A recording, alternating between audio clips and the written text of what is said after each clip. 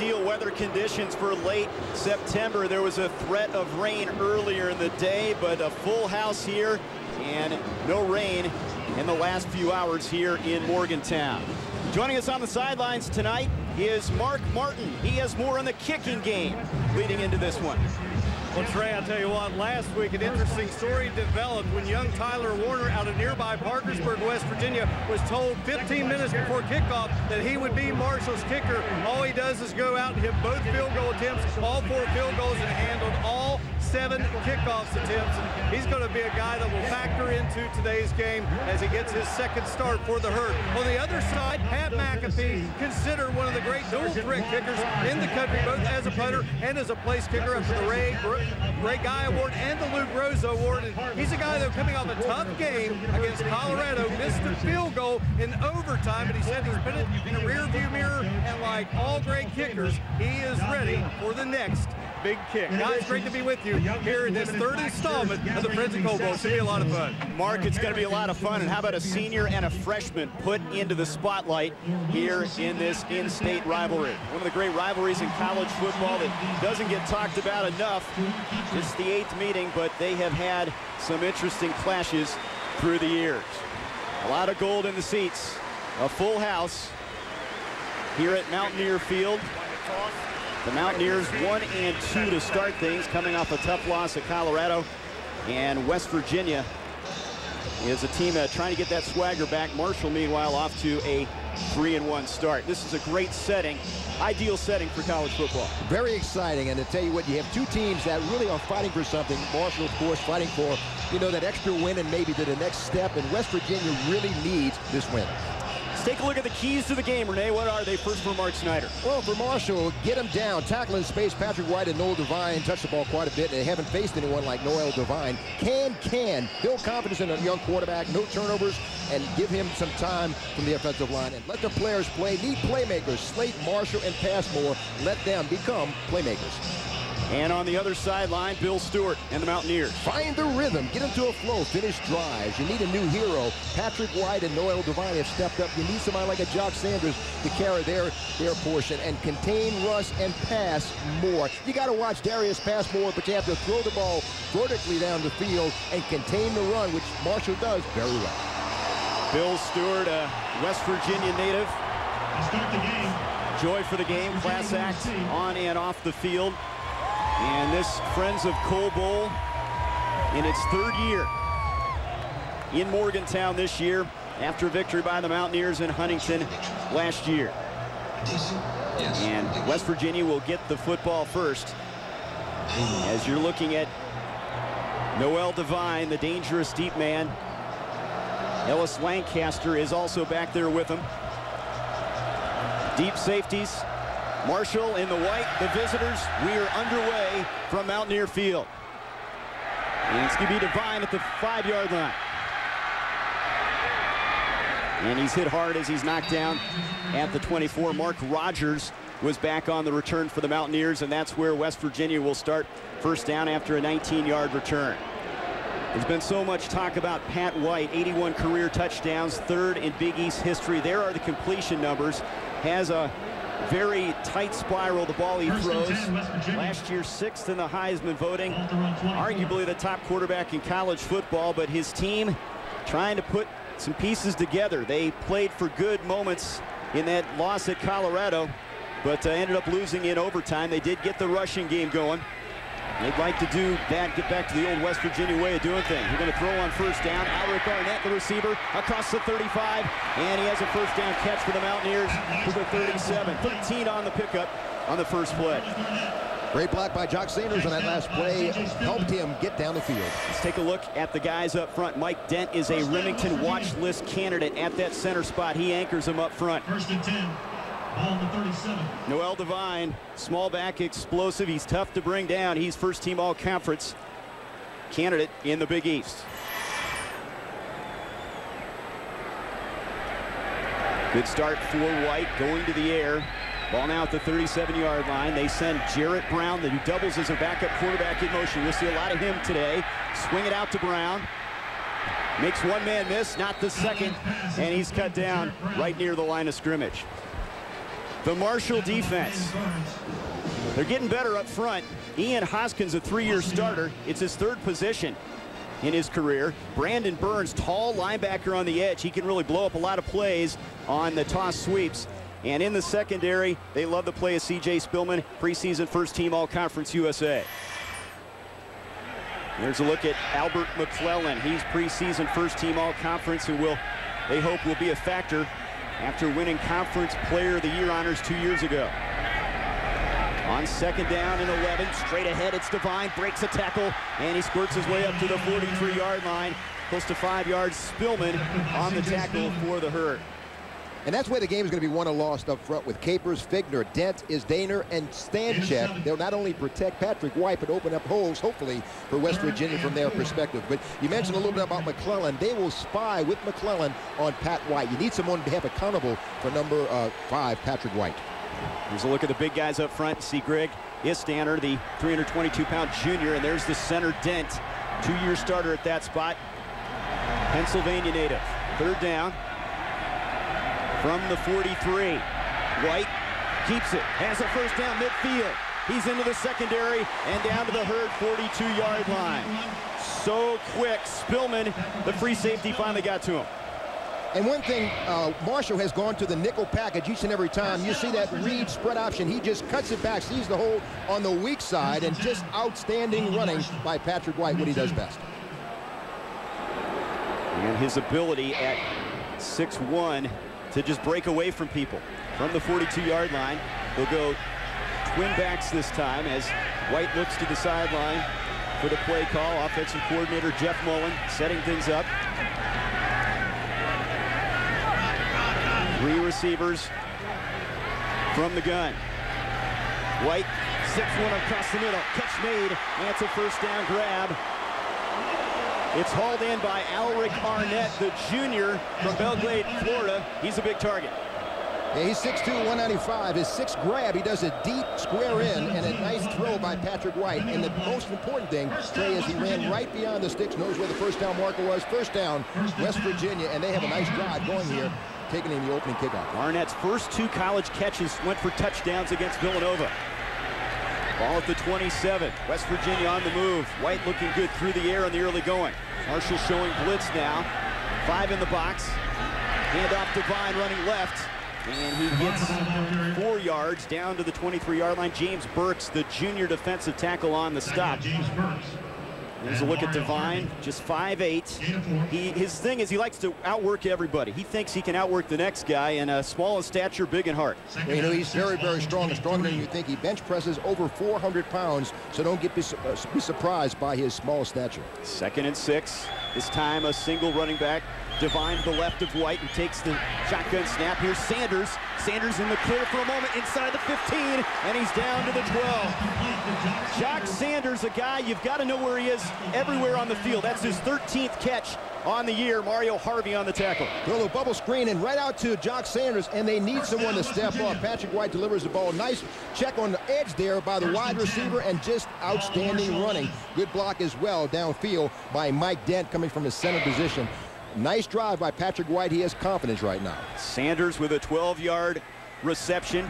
He's their leading receiver as a sophomore. 8th play of this drive. There's what they've done in the red zone. Very effective this year. They have not been good in 3rd and short situations. Let's see on first down what they do. It's an end around to Sanders.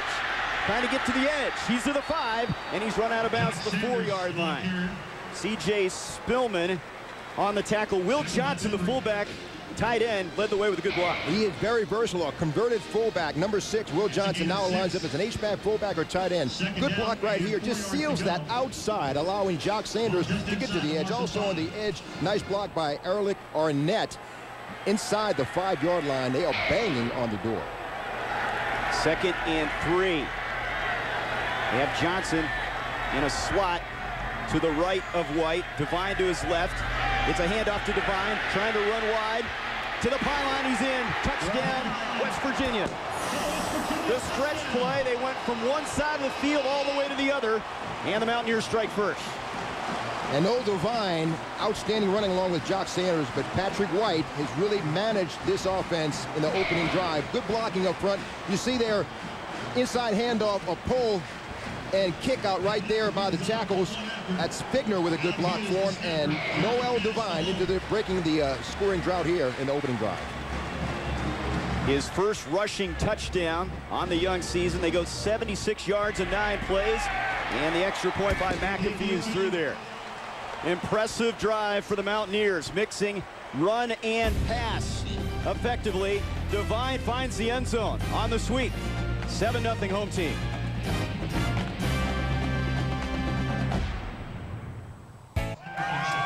Seven 7-0 Mountaineers. 4 plays of 10+ yards on a 76-yard drive to strike first. There's a look at it. Noel Devine capping it off with a touchdown run.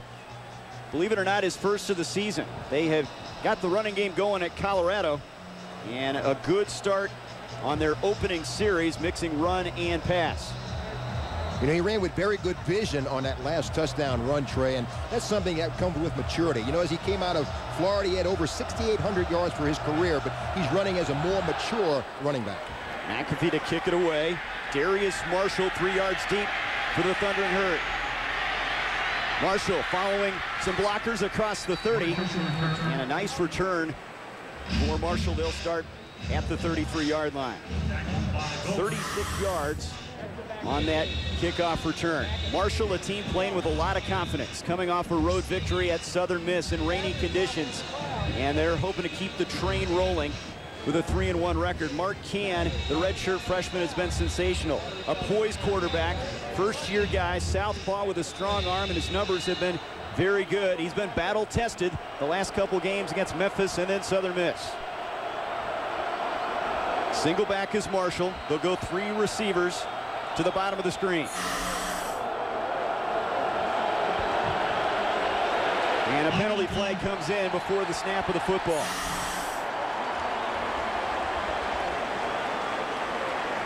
Play of game on the offense.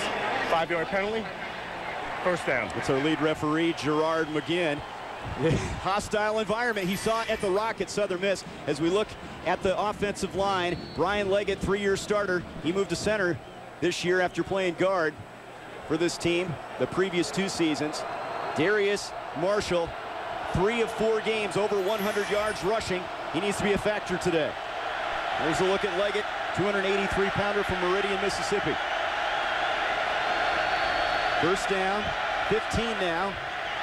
First snap, pass over the middle, and a catch made by the tailback Marshall, and he gets the yardage back and then a little bit more up to the 39. Defensively for West Virginia, Scooter Berry is their anchor up front, playing the defensive end spot. He's also played tackle. Reed Williams, their inspirational leader, academic All-American, coming back from injury. And in the secondary, Ellis Langster may be playing next year at the next level. They really love him at the cornerback. There's a look at Williams. Missed the first 2 games of the season. Off-season shoulder surgery on both shoulders. Tough customer, and he's ready for this rivalry game. On second down, toss pitch. Marshall trying to cut it back. Guess who's there? Reed Williams for a loss of a yard back to the 39. Tackled by Reed Williams. Well, you know, there's a different defense with number 47 in the lineup. He grew up on a farm throwing bales of hay. Now he's throwing running backs around, and he just comes in from his middle linebacker. It just feels playing off the block of 73 Tillman, and just, that was a picture book tackle. Fiesta Bowl defensive MVP, 9 tackles in that big victory over Oklahoma. He'll bring it on every play. Third down from the 39. Initial series for Marshall. West Virginia took it 76 yards on their opening drive. Emmanuel Spann in motion. Can over the head of his intended receiver, the tight end Slate, and a lot of mustard on that one. They'll have to punt it away. And Slate was in single coverage with Reed Williams, and you see he had a little time here, but just threw it a little too tall. I think he was over anxious, but Slate was certainly open. Had he caught that pass, turned up the field for a big gain, but now punting situation for Marshall. Good defensive effort by West Virginia. Let's look at Ellis Langster, the senior from Whistler, Alabama. They love his speed in the open field, doubling as a corner and as their punt returner. First year as their returner, had a 36-yard return against Colorado last week. The punt away by Case Whitehead, the freshman. Fumbles the football. Langster coughs it up, and Marshall might have it. Do they have it? They do. At the 6-yard line, recovered by the Marshall Thundering Herd. Chubb Small jumping on it, and a big mistake early from the Mountaineers. Wow, what a big play. Special teams and turnovers, and this is a big turnover early in the game as Marshall just punts it away, gets the ball back in outstanding field position, and Langston just had an eye on the ball. He just took off for a second. Chubb with outstanding coverage, picking up the ball inside, right outside the 5-yard line, and wow, Marshall's going to be in good field position now. 46-yard punt, the fumble recovered by Small, the senior, and now the West Virginia defense will have to tighten up the chin straps with the ball at the 6-yard line. He's looking what the Thundering Herd have done in the red zone this year. It's under review. They're going to review this one. Did he gain possession before going out of bounds? We'll take a look. Ellis Langston, the fumble. Chubb Small went after the football on the sideline. Here's a look. You see, he had a good chance to look at this, and there was no distraction. He just tried to run before he had the ball, and Chubb Small was down in good coverage. And you see another angle from right here. Great camera work from the truck, and Langston just tried to run before he had possession of the ball, and big mistake. Could be a costly mistake early in the game. Now the question is where the ball is. The feet were on the green area. Here's another angle. Looks like he has the ball. Now it's got to be inconclusive to overturn this one. The call on the field was a fumble recovery. Great look right there, and that appears that he has the football at the 6. He looks like he did. In fact, as long as he landed on the turf before he went out of bounds. Shoulder right there shows he did have possession. Play stands. The official ruling is in. We understand before we get the official call here from the lead ref. After review, the receiver touched the ball and then was recovered by the kicking team. The play stands as called. It's confirmed. First down, Marshall. Gerard McGinn confirming what it looks like was obvious after seeing it from several different angles. The right call. It was the right call, and good coverage by Marshall, and we'll see if West Virginia's defense can stand up and face an adversity here early in the game. Marshall really needs a score to kind of turn things around right now and kind of be a reward. Certainly, this would help his confidence. 4 lost fumbles for Bill Stewart's team. They'll go 4 receivers, single back. Mark Cann trying to get him on the board. It's the tight end, Lee Smith. Flag is thrown. Smith fighting for the goal line. He's in, but there's a flag in the vicinity of the Marshall backfield. And it's coming back. And it's 73. 10-yard penalty. First down. Ryan Tillman, number 73, the left tackle, may be the culprit for Marshall, which negates a touchdown, Lee Smith. But that was a good call. Little screen to the tight end, and shows that Marshall has a pair of tight ends capable of hurting any defense, Slate and Smith. Tillman, a young kid. Their tackles are both redshirt freshmen. His first year on the field, didn't play last year. Hargrave Military Academy. Big error there. Holding penalty all the way back to the 17 now. First and goal from that point. Trips right this time as they send the tight end Slate in motion. Pitch to the short side of the field. Marshall hit on and knocked out of bounds. Big play by Ellis Langston, and they rave about this kid. The senior is a special one at the cornerback spot. He originally signed with UAB. He lost 20 pounds in the offseason, helped his quickness, and this is a big-time hit right here. Lowers his head and just knocks. Marshall stops him in his track. Good play by the cornerback, Ellis Langston. Junior college All-American at Jones County out of Mississippi. Hails from Whistler, Alabama. A lot of Southern recruits on both these teams. Cann now, and a second and goal from the 17. Changing up the play at the line with a couple receivers. Send a pass more in motion in front of him, and now a timeout's called. Snap of the football. They're not going to. Are they going to get the timeout called? They are. And they'll blow this play dead. Marshall, the first charge, timeout of the half. Turned around after calling the timeout. The ball came back, but they get the timeout to talk it over. Cody Slate, one of the best tight ends in America, hoping to be a factor down near the goal line. Right now, Mountaineers up 7-0.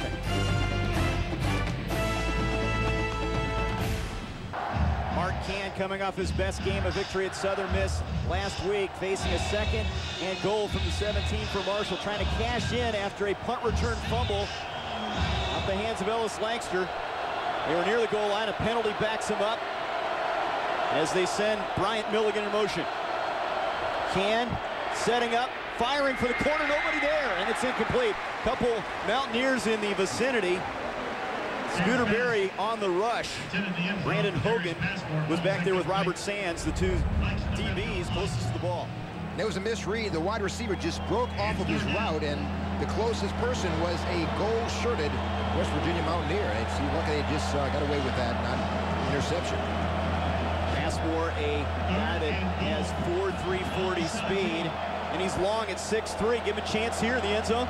Well, you know, he's the go-to guy. Leads the nation with 26 grabs, and he is capable of a big play. You certainly have to think of number one in a situation like this. They'll send Slate in motion to Passmore's side. There's a look at third downs. There's Slate in the corner, but it's over his head and incomplete. He was open, but Can missed him. Had too much on the football. Out and up. And Slate is a guy who's got great hands. He is a defensive nightmare, a matchup. Big guy, 6'4", 220, runs very good.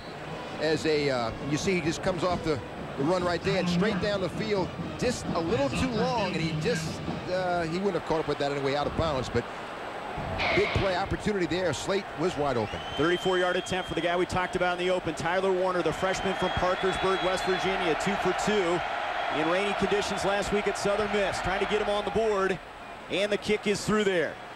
Kick is good. So Marshall cashes in off the fumbled punt. They only get 3 after the Lankster fumble, but Warner delivers and stays perfect on the season. 7:33 to go, first quarter. Coach Schneider's team down 7-3. 7-3 Mountaineers. Pat White has been very good. They've tried to get some other people to step up, and they did on their initial drive. Jock Sanders did the job. Southpaw from St. Petersburg, Florida, his 13th grab right here, and they're getting him more involved. You got to get him 12 to 13 touches a game. He's very exciting. He gets to the second level, and this is a handoff which is them knocking on the door. Jock Sanders following his block. Good block on the corner by Arnett. And the next play was the touchdown by Sanders. But boy, I tell you what, Sanders are by Noel Devine. But Sanders is that weapon, and they need someone different than Patrick White, Noel Devine this game. 7-3 game, a miscue on special teams leading to a Marshall field goal. Warner's kick, it will be Rogers at the 5-yard line.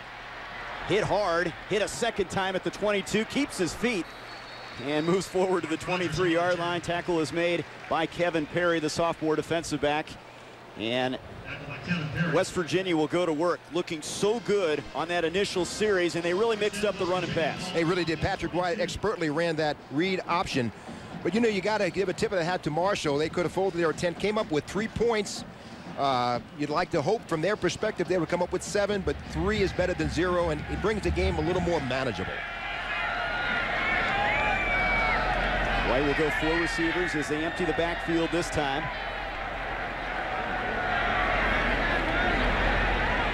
Plenty of time.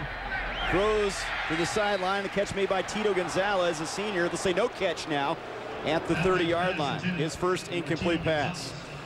We're at Mountaineer Field in Morgantown, West Virginia. Rivalry game, 8th meeting all time between these rivals. Alongside Renee Nato on the field, Mark Martin. I'm Trey Bender. Glad you're with us. This is a rivalry that has heated up, especially this year with Marshall a chance to go 4-1. West Virginia trying to get some of that mojo back. They're 1-2 after a tough loss in overtime to Colorado in their last game. Mountaineers scored on their first series. Second possession, screen, catch made by Jala, the senior from Greensboro, North Carolina. Nifty moves, and he's close to a first down at the 33-yard line. He's dangerous at that slot spot, his 6th catch of the year. He's worked hard in the offseason. Very, very powerful guy. Good hands. I want you to watch this block by number 9 if you see it. Right here, this chop. Bang, right there. Takes out a Marshall player, allows Jala to get up the field. So Jock Sanders catching, running, and now blocking. Good play by Jala and good throw by White. Aaron Johnson, the strong safety on the tackle. Big front wall. Mike Dent, Istainer, they're both over 300 pounds. Figner has 9 straight starts at that right guard spot. Here's a end around, double reverse, and they fumble the football, and Marshall appears to have it at the 27. No, West Virginia gets it back. Covered by West Virginia. A double reverse, and it almost backfires. Capers, the right tackle, jumped on it. Selfish Capers, former high school tight end. is in his blocking, and just a double reverse, not a very clean handoff. And White didn't hand it off. He just kind of threw it back there. It wasn't a very clean handoff, and Selfish Capers peeling back for a block happened to be in the right place at the right time. Renee, Johnny Jones had that football for a moment, the defensive tackle, and could not control it, and Capers saves the football for the Mountaineers. 2nd down and 16 now. Single back this time for White. He'll run the football, gets a block across the 33, and he's cut down there. Maurice Kitchens, the middle linebacker, their leading tackler on the play. White has that football IQ. He sees a lot of things that a normal runner or quarterback does not see. He's seen it all since his freshman season. He's not a big guy, Trey. He's about 185 pounds, but very durable. He's taken some hits and carried the ball. And, you know, I like to think certainly at the next level next year, he'll get a long look-see as a quarterback. He's certainly a great athlete. This has been a concern. You see it there, just 12 of 34 on 3rd downs, and this is 3rd and long, 3rd and 9, just across the 33-yard line. Pressure coming. White zips one over the middle. Catch made short of the 1st down by Sanders as he's cut down by Aaron Johnson, the strong safety. And 4th down coming up. Let's go down to Mark with more on White. Well, all the great ones do it, guys, and that is to improve. Pat White called college football's most dynamic player by today's 2 coaches, yet he knows there are ways to get better. The passing game was one such way. New offensive coordinator Jeff Mullen and head coach Bill Stewart wanted to see more passing so White could also offset that tremendous running ability. And so far this season, the stats haven't been eye-popping, but they say he's doing all the things that he wants to do. And also this season, he's being a good big brother because younger brother Coley is also a member of the Mountaineer football program now, guys. White, a great leader, great leadership qualities. McAfee under duress gets that punt away, bounces inside the 20, and down at the 12-yard line. I think West Virginia thought there was some contact there. Wesley Derville downs it, 48-yard punt. Is ruled down at the 11-yard Span line. and Small were the deep safeties, and Bill Stewart's team will go on defense now. Good pressure from the Thundering Herd. Did this hit a Herd's player's foot on this play? That's why you have to get away. Very close call here, as when the ball is coming down, coaches tell their players to get out of the way if you're not going to catch it. And that was a very close call that could have been costly to the Thundering Herd. Cannon Company will go to work, but before they do, we have a whistle. Stoppage play here from the 13-yard line. Previous play is under review. So they're going to take a look at this. Did it hit the Marshall player's foot? If so, it's West Virginia football. The ball was down by Derville at the 12. He could have let it hop inside the 5-yard line, but decided to grab it, thinking it did hit a Marshall player. Here it is. Real close call. Great camera work as he's trying to get out of the way, and boy, you just have to get away. That was Maxwell. Chris Maxwell, yep. And he's just blocking or just getting downfield, ready to block, and you know, didn't know where the ball was coming from as McAfee was under great duress, pressure. So Bill Stewart hoping for a break here on special teams after his team fumbled one away on a punt return to set up a Marshall field goal. Here's another angle. It's going to be hard from this perspective to reverse this because it's not clear. It's not unquestionable that it did hit him. After review, play stands as called on the field. 1st and 10 for Marshall. Cannot determine whether the ball hit the receiver's heel or not. So Marshall will have the football, and Coach Schneider's team will go to work from their 13-yard line. I think we'll get a large dose of Darius Marshall, his 14th start here, and they compare his skills to Ahmad Bradshaw. Now is in attendance here today. Plays for the New York Giants with a year he had last year for the world champion Giants. Can's going to go to the air, gets it into Passmore's hands, and he gets short yardage up to the 19-yard line. Robert Sands, the free safety, on the tackle. They really set up a wall for Passmore to try to get something to develop on the far side. Both teams with outstanding blocking by their wide receivers. Boy, you see Slate right there, and also downfield, that's Milligan blocking for Passmore. That's a Slate block right there. Milligan, number 23. You can see him in the corner of your top of the screen. Good blocking for Passmore. That's something that's an art, a lost art. You don't see a lot of good blocking by wide receivers in college. Pickup of 7, they say, just shy of the 19. Hand off to Marshall, picking his way ahead. He's hit, spins out of one tackle, and maybe a yard, and that's about it. Marshall runs hard. Sophomore from Milledgeville, Georgia, coming off a 112-yard performance at Southern Miss. Hogan and Andrews, the safeties, double on the tackle. Let's look at his numbers. Nice 4.5 yards per tote. He had 80 yards, 11 carries last year against West Virginia. Seems like these two teams bring out the best in one another when they face off. 3rd and 1. Does Marshall get his number called here? They'll send Passmore as the split end to the bottom of the screen. Slate in motion.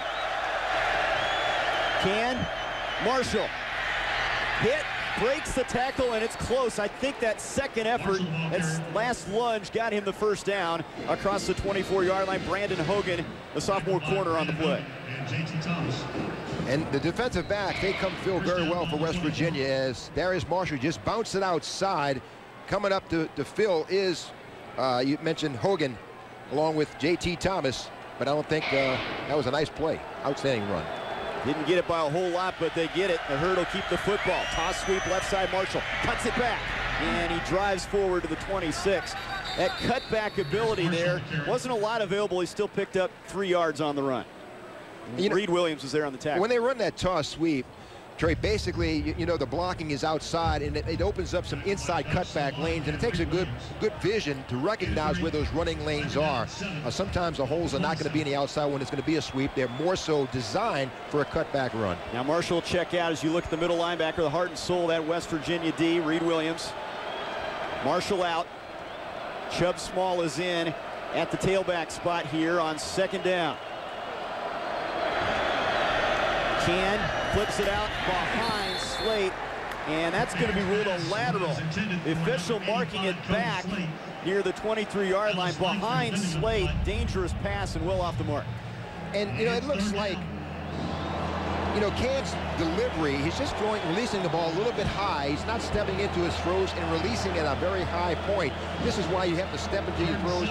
This is mechanics. It can be worked on, but it's you know, a young player, and it may be a little nervousness, anxiousness, want to make a big play. They've got a lot of big playmakers. They need a big play here on 3rd and 11. And I think West Virginia might have jumped across the line. Can's throw to the tight end incomplete. Wanted Slate. The flag back at the 22. It looked like Larry Ford, the sophomore defensive end, jumped through. On the defense, number 92. 5-yard penalty, 3rd down. So Renee, this makes it much more manageable now. 3rd down and about 6. And don't think they won't go back to that matchup with Kent Richardson in single coverage against Cody Slate. It's a mismatch. So you look once again at that matchup as Cody Slate runs that sideline route. He takes the outside and just waiting for the pass. Nice throw, just couldn't bring it down. Could have been out of bounds anyway, but they'll go back to that matchup, you're going to bet. Slate is on the line. There he is at the bottom of the screen at the tight end spot. They have 3 receivers split right. On 3rd and 6, catch made by Slate. 1st down and more across the 45, and he rumbles to the 46-yard line. They go to Slate, who has been their leading receiver the last 2 years. Robert Sands on the tackle. Slate with 66 grabs last year. This is a Jeremy Shockey kind of run, you know, right across, just a drag right across the middle. Slate collects it in, breaks a pair of tackles, and into the secondary. He gets to the secondary very, very quickly. Again, 4.5 speed, outstanding speed for a tight end, and outstanding skills, and recognizes the defense quickly. 17-yard pickup. They go to the run game. The toss sweep to Marshall. Cuts it back and gets some positive yardage. Keeps the legs churning up to the 49. Looked like a short gain. He turns it into about 4 on that carry. You know, you've got a guy like Marshall, and then Slate and Passmore, they've got some weapons. You got to know where these guys are. They can hurt you in a lot of ways. You know, and Darius Marshall goes to the sidelines. He's replaced by Chubb Small, a little bit quicker, a little faster version in the backfield. But the guy you got to watch, and again, you have to scheme, is Passmore. This time they go bunch set. 4 receivers. Slate is in a slot now. They've got the tight end with 3 other receivers at the bottom. And Can on 2nd down. Goes to the far side, incomplete. Wanted Bryant Milligan, and pass a little bit too tall. Coverage applied by Brandon Hogan. Good play by Hogan, and the ball was just to his outside shoulder, had been more inside. I think he may have collected that. Calling for a third down, and Can calls for a big play right now. Needs a big run, and you know, you got to think Slate will be an option. Pass more on a slant.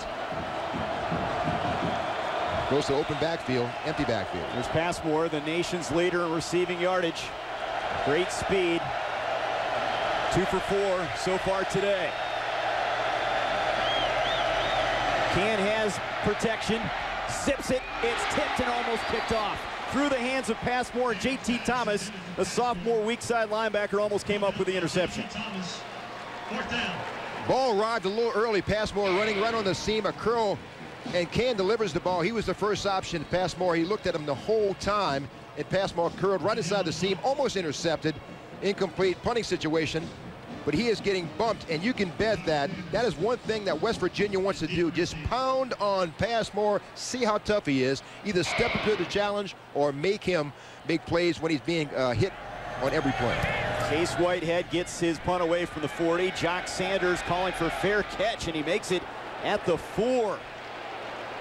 Normally you say let that one bounce. He opts to make the catch. 46-yard punt, and Case Whitehead pins him deep. And that's where the Mountaineers will have it, up by 4 points here late in the first quarter. 4 minutes on that drive, no points, but now a chance for the defense to kind of pin him back there and get the ball back. Well, you know, this will see if Patrick White can work his magic in the waning seconds of the first quarter. But Marshall is certainly in this game, just trailing by 4 points. A big defensive stop here certainly could turn things around for the Green. And Coach Snyder knows he's still in this game. Noel Devine in the backfield. They have not had good field position through the first quarter, starting their deepest on this series, and a handoff to Devine. A flag is thrown behind the play, and this could be coming back as Devine takes it out to the 10-yard line. Holding on the offense, number 66. Half the distance to the goal, first down. That's Selvish Capers, the right tackle. In his 9th start out of St. Augustine in New Orleans. Good look at him right there. Former tight end at St. Augustine High School. Good basketball player in high school. His team won the national championship one year, and he was part of that. You know, they've got a couple good tackles. Capers the more athletic at the right tackle spot. Stanchek on the left side, 37 straight starts. He's an All-America candidate. Well, you know, you're going to see a couple of these guys. We talked about this in pregame, Trey. You're going to see perhaps in the next 2 years as many as 25 or 30 guys from both these teams playing on Sunday. That was the final play of the first quarter. An interesting matchup here in Morgantown, West Virginia. A long drive for the Mountaineers to get on the board. Marshall answers. They've got him backed up near the goal line. Second quarter coming up. A picturesque setting, Morgantown, West Virginia, late September. It's college football season, and we've got a good one. Rivalry matchup, West Virginia-Marshall, 8th meeting all time. This is developing into a very good rivalry, and the game is not disappointed thus far. Not at all. In fact, he has some big plays. Special teams looks like it'll play a big role in this game, and it's far from over. 4 points separating both these teams. Patrick White has worked some magic thus far, and I think once Can settles down a little bit, he'll be fine. Well, we saw what the Mountaineers can do rushing the football and mixing in the pass on a 76-yard drive. There's a look at what they've done, the big play ability, getting guys like Sanders involved, Noel Devine, and of course Pat White, but they're backed up here as they try to throw the football on the sideline, and not a lot available that time. Marshall with an opportunity here to really get some good field position out of this, and they feel like you know, they've got some confidence now. Even though they got a turnover for points, they moved the football a little bit on their last drive. Yeah, they really did, and they didn't come away with the 7 points, but 3's better than 7 from Marshall's perspective. You're going to see a lot of press coverage from both cornerbacks on both sides. They want to beat up a little bit on Passmore, and you may see Marshall play very tight, not only on the pass, but they want to stay close to the line defending against Pat White. Bill Stewart said he wanted to be physical today and really dictate some things with that physical nature. Second down and 11 for the Mountaineers. Football inside the 5-yard line. Handed off to Devine, trying to get to the edge, and he's run out of bounds short of the first down across the 10-yard line. Pickup of 5 on that play. It'll set up a third down from there. Good inside handoff to Noel Devine, and he just hits the corner, but you know, they take the short field away from him. Good reaction quickly by T.J. Drakeford, just a freshman cornerback, but boy, I tell you what, Coach Snyder feels very strongly about Drakeford and Bembry, a pair of freshmen fuzzy-cheeked freshmen, but he said they're not playing scared on the corners, and he's very excited about their future. Just underway, second quarter, big 3rd and 4 for the Mountaineers. And here is Jarrett Brown, and he has a first down. We thought we'd see a lot of Brown, according to Bill Stewart. He mentioned it. They'll use him in different ways. Wasn't sure how, whether it was short yardage, but here on a 3rd and 4, picks up a big first down. Good athlete. He's also excels for the basketball on a basketball court as well on a hardwood. Just go through a gaping hole. You and I could have walked through that hole, but Jarrett Brown with good vision. He will be the future. Next year, he'll be lining up behind center for the Mountaineers. Backup quarterback, and he gives them that physical presence at the running back spot, something they need at 6'4" and 220. Here's White on the keeper. Flag is thrown, and he's driven out of bounds at the 30-yard line, and this appears to be coming back. Flag on the play. Might have caught July. Holding on the offense. Number 21. 10-yard penalty. First down. Penalties a factor here in the early going. They will back him up after what was close to a 10-yard gain for Bill Stewart's team. You know, July fills that role that Darius Reynaud, now playing for the Minnesota Vikings, has filled. You see, just got a handful of white jersey coming back, but Patrick White following Jock Sanders, blocking for him. And Patrick White, good vision, good broken field running as a quarterback. They move the football back to the 14. First down and 17 now for the Mountaineers. Play fake and the keeper, and not a lot available for Jarrett Brown, who gets his second carry up to the 16, and it sets up a 3rd down. And interesting move here with Brown and White on the field at the same time. Well, you know, you get two good athletes on the field. You really, Jarrett Brown, he's so good. He's too good to sit on the sidelines, but also when he's in the backfield, he's taking snaps. White can be out as a slot guy, as a wide receiver, and nothing else. He just draws attention from the Marshall defense. You have to account for Patrick White, even if he doesn't touch the ball. So the penalty, then the play, 2nd down from the 16-yard line now. White to throw, and that's knocked down, and it is caught by a West Virginia lineman. And that is the 2nd time that Selvish Capers has saved the day. Recovers a fumble, and then he, it's going to be a flag, but he recovers it off the deflection. There's no penalty on the flag, on the play. The ball was tipped, therefore an ineligible receiver can catch the ball. 3rd down. Ball's bouncing around. You know who's going to get it here. Selfish Capers moved from tight end in 2007, but he goes back to his tight end days. Quick hands, huh? Boy, he'd like to coach. Give me 86. Let me go back on the line again and be a tight end, run some routes. He can run those seam routes and things, but Selfish Capers, good looking and good athlete. It's a loss, though, back to the 14.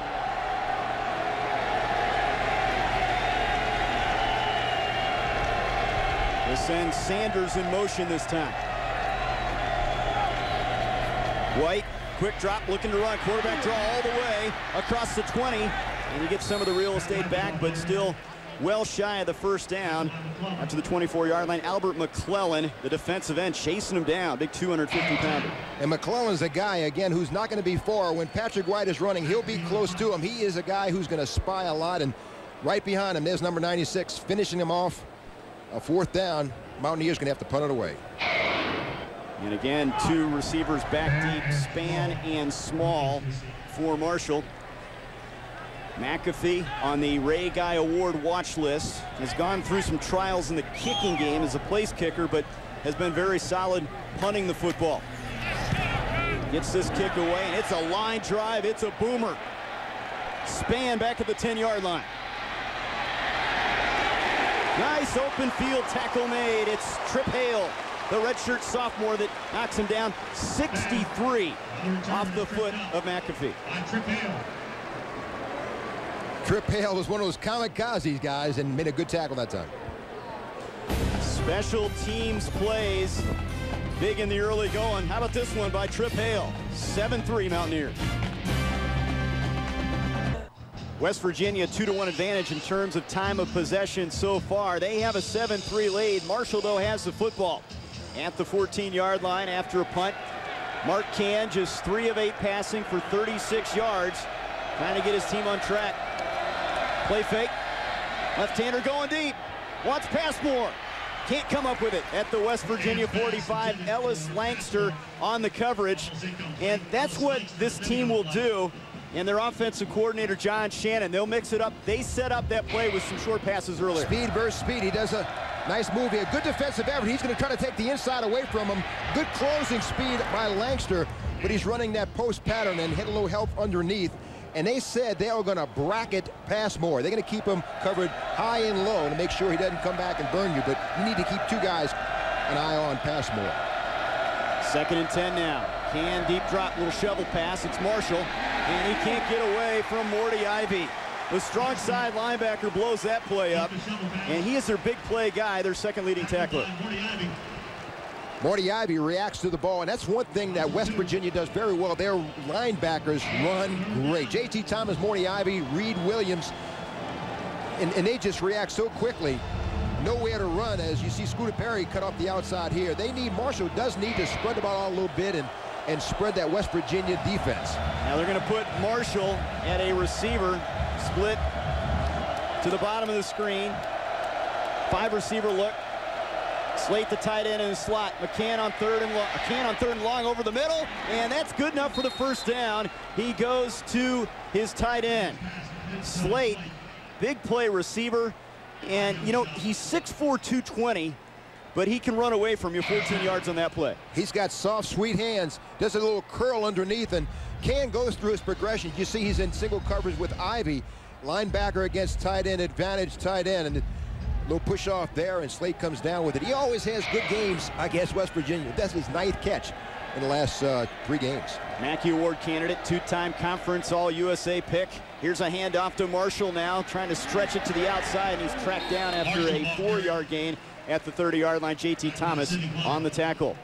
Great setting, full house. Mountaineer Field in Morgantown, West Virginia. 2 teams knowing how important this one is. Trey Bender, Renee Nato, Mark Martin, glad to be with you. This is a pivotal game for both schools. Marshall trying to run the record to 4-1. It would really set the table for their Conference USA. And West Virginia 1-2, reeling after losses at East Carolina and at Colorado in overtime, trying to get that swagger back. 5-yard run by Marshall, 2nd and 5. Can rolling all kinds of time. Downfield tipped and incomplete. He wanted Passmore near the 50-yard line. Langster there on the coverage. Let's go on the field. Here's Mark with more on Can. Well, guys, in talking with Marshall head coach Mark Snyder this week, he discussed the growth of this redshirt freshman quarterback Mark Can in his first 4 games. All Marshall, he's developed a great relationship with former Herd standout Chad Pennington, and Snyder feels that he has the same type of maturity that Pennington did back in the day. And, you know, Mark Can wears number 10, and so, too, did Chad Pennington, and still does with the Miami Dolphins. It's a big number to live up to. Here he is on 3rd down. A flag is thrown, and that ball deflected and almost intercepted. Morty Ivy had a chance to pick that one off, deflected the line of scrimmage. Sidney Glover, the guy that got the hand on it. On the defense, number 11, 5-yard penalty. Third down. Glover was offside, so that'll set up a 3rd and short now.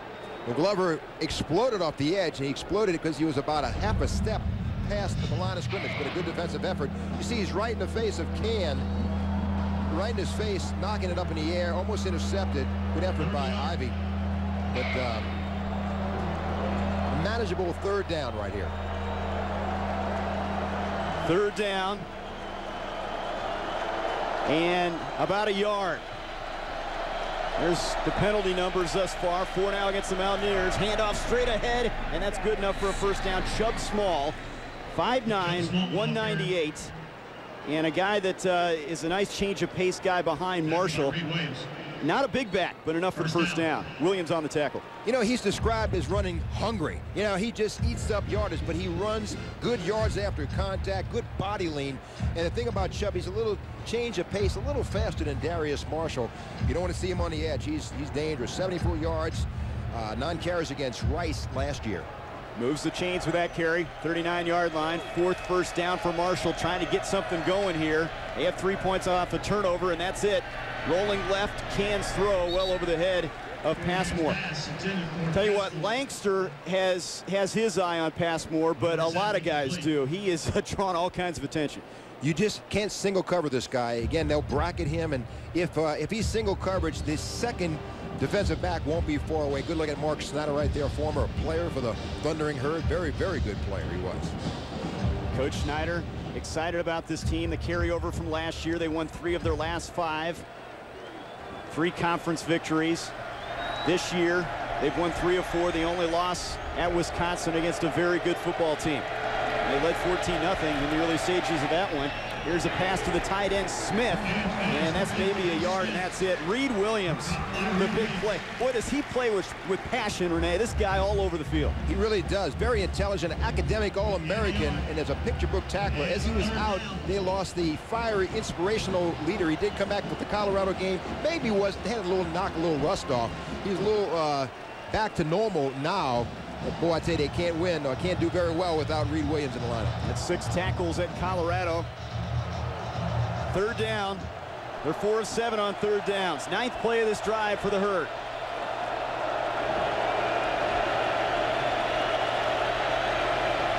Five receivers.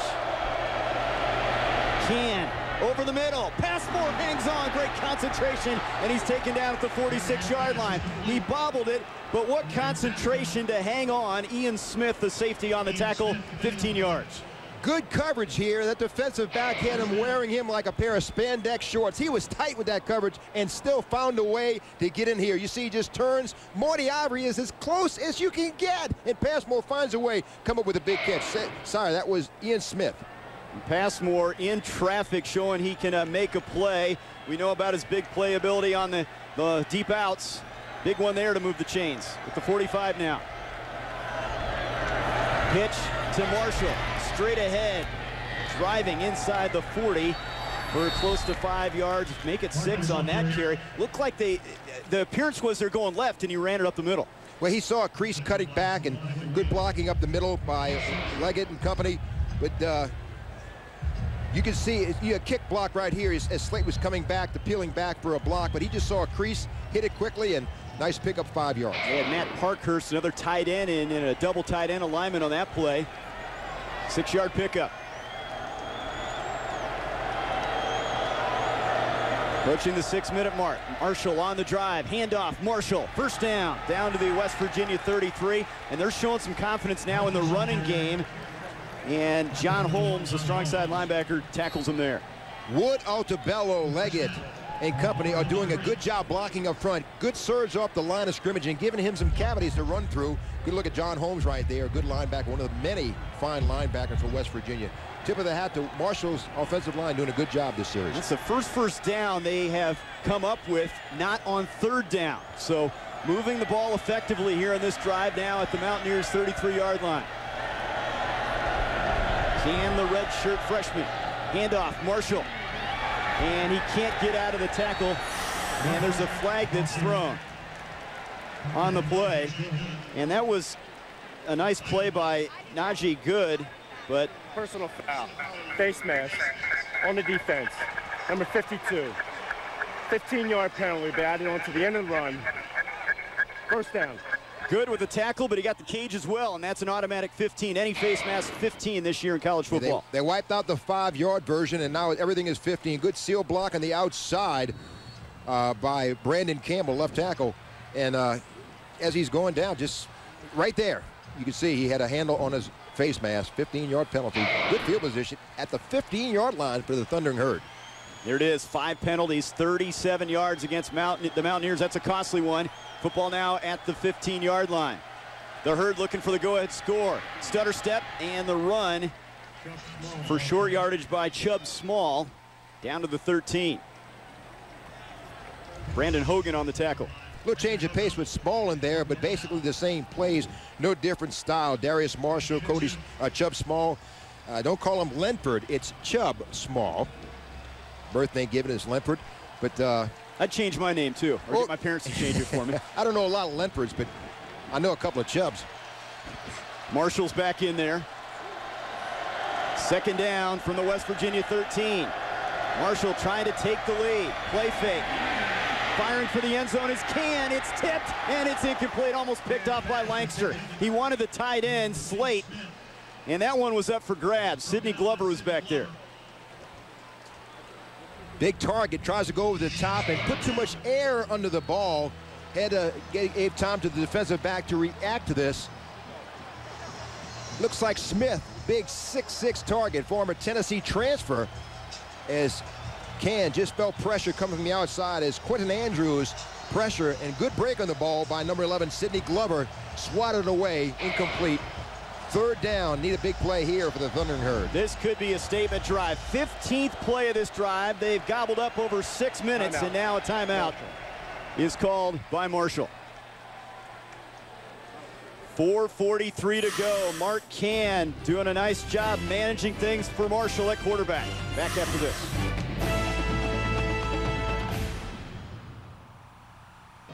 A drive that started on the 14-yard line, 15 plays. After this play coming up for Marshall, they trail at 7-3. There's a look at it. Over 6 minutes of clock used, and a big third down coming up. Chance to take the lead here in Morgantown. Slate the tight end in motion. Can with the rollout.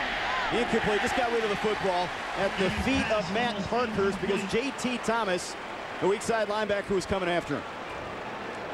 J.T. Thomas with cornerback speed, comes from the edge. He's probably the most athletic linebacker they've had in 7 or 8 years. Athletic enough to cover wide receivers on the edge, and didn't give Can enough time on a rollout type situation to hit the wide receiver. Field goal opportunity. Marshall would like to hope to come away with points on this drive. And there's a bad snap through the hands of Emmanuel Spann, the holder, and West Virginia will take over at the 28-yard line. So they come up empty. A 15-play drive, no points, and a big play there for the Mountaineers. A bit demoralizing after a 15-play drive. It just slid through the holder's hands. Luckily, kicker had to jump on it, so they would turn it into points for West Virginia. Warner didn't get a chance to put that through the uprights. 16 plays, no points, still a 4-point game. 7-3 Mountaineers. Fans having fun here at Mountaineer Field, but it has been a battle for the Mountaineers against their rivals from Huntington, West Virginia. Pat White, the 76-yard drive, but they've kept him in check since that point. Best starting field position, though, at the 28 on this drive. Handoff, and they go straight ahead with it, and it's Jock Sanders, who will see some time at tailback and at slot receiver. Mario Harvey on the tackle. And you know, we keep seeing Jock Sanders pop up with some big plays as a receiver and a runner. And they're hurrying things up now after that 6-yard pickup. Split backs this time for White. Looking in the flat, it's Sanders. Has a first down across the 40 and out of bounds. That's why he's so valuable. Remember, he's only a sophomore out of St. Petersburg, Florida. And he's a little stronger version. Well, I don't know. They're very similar. Maybe a little bigger than Noel Devine. A good block on the edge by Jala as Patrick White delivers. Number 21, good block. Occupy, if you will. Gets him on the corner for a first down. Speeding things up a little bit as they get to the line of scrimmage at the 41-yard line. Far side of the field. Catch made again by Sanders. Hit once, twice, and dropped at the 47-yard line. Nice gain, though, and Sanders getting some work here with under 4 minutes to go. Tackle made by Ashton Hall, the strong safety. Mario Harvey also over there. Something you have to watch, and I'll talk after this play, what this is setting up for West Virginia. Second and short. Here he is again. Sanders stumbles, and he goes down shy of the first down. They'll mark him down at the 49. Ashton Hall over there. But they've got to be keyed on Sanders now. I mean, he's been the focal point here throughout the drive. White now 11 of 12 passing. This is setting up Marshall to become more cognizant of the outside, the flat. It's going to open up the middle, not only as a receiver with a post pattern, but a quarterback draw. From the 49-yard line, third down and 3. White rolling right, gonna run, has a first down into Marshall territory and out of bounds at the 42-yard line. You know, you see him on the roll, and he can just switch gears so quickly. You don't know whether it's run or pass until the last instant. Full speed off his cuts, and you see as Will Johnson blocking with Selvish Capers on the edge right there. Patrick is down the field and just following his instincts, and he does this great. You know, he can stop here and throw, so you have to be aware of, you know, where the wide receivers are downfield. He is thrown from this position. 2:40 to go on the clock running. Handoff to Devine, running right. And he's inside the 40-yard line of Marshall. And the offensive line doing a nice job now. They're getting 4, 5, 6 yards a pop. Kitchens and Gamble combine on the stop. They are pounding away right now on the corners on the edge, which is going to open up the middle again. Patrick White, quarterback draw is a pretty successful play. There's a look at the big guys up front. 303, 322, 300 on that left side. Second down, White, and it's incomplete. Or it's caught. Wes Lyons hung on, and he's close to the first down. The 6'8" junior with the grab, Harold Carmichael's size at that receiver spot. He grew 3 inches since 2006, so if he bought a pair of pants, you know, he looks like he was in high water. That's a good size target. It's tough to overthrow someone at 6'8" with his hands up. It's, you know, mighty big target. It causes mismatches with the smaller cornerbacks. He bobbled it, but he hung on just short of the stick. Third down and less than a yard now, just shy of the Marshall 44-yard line. Here's a look at what they've done today. 3 for 5. White. It's going to be Brown at quarterback. Brown has a first down, and he's down to the 22. They put White in as a running back, and Brown, the junior quarterback, keeps it. Harris and Spillman the tackle, but they move the chains as we approach the 1 minute mark. He may not be as quick as Patrick White, but they say he does run a sub-4 540. Good block by Will Johnson downfield. He is a big time, and as he delivers a hit to take him down. First down, Jarrett Brown. At the 21 now. Impressive drive for the Mountaineers. White back in at quarterback. Pump fake for the end zone. Jala, touchdown, Mountaineers.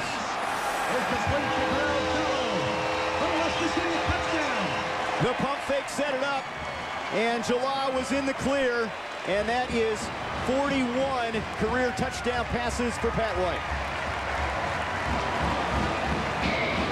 Cornerback Bembry bit as Patrick White with the pump fake to Jala, and the cornerback freshman 17 Bembry just bit on the pump fake. Jala was in the moonlight for yet another touchdown.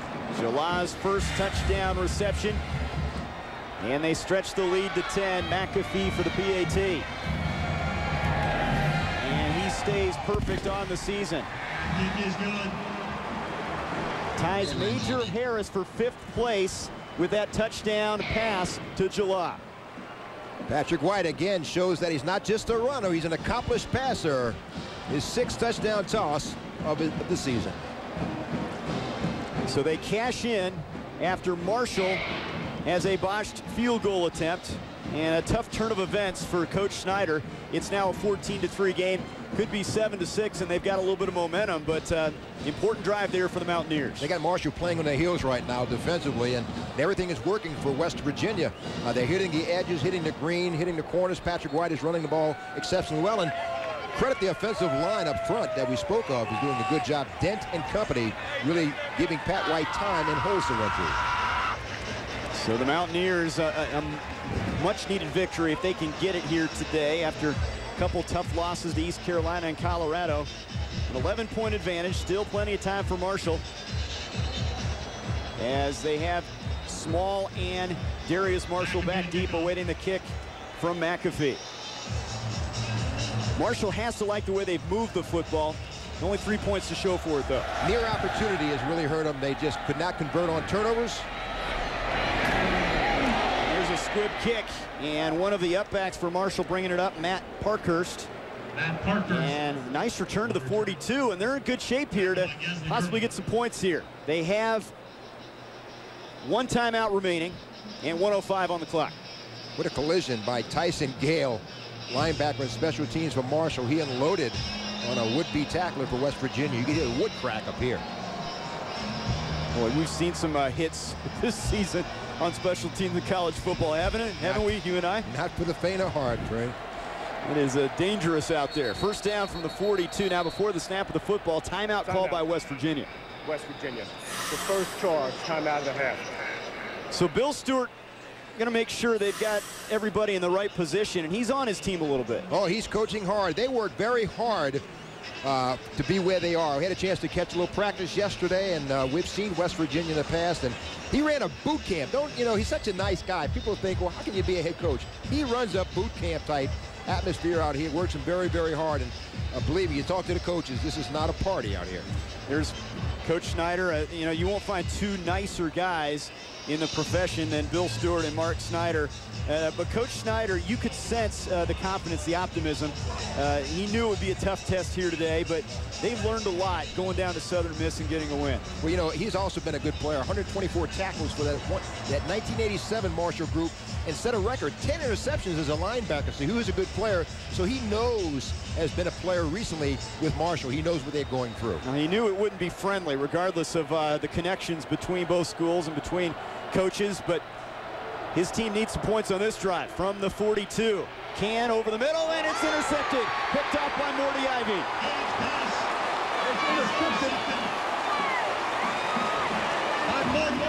His second pick. He also had one. He returned for a touchdown against Villanova. And the thing is, Can just did not take his eyes off the receiver and defensive back. You see Ivy step right in front of it.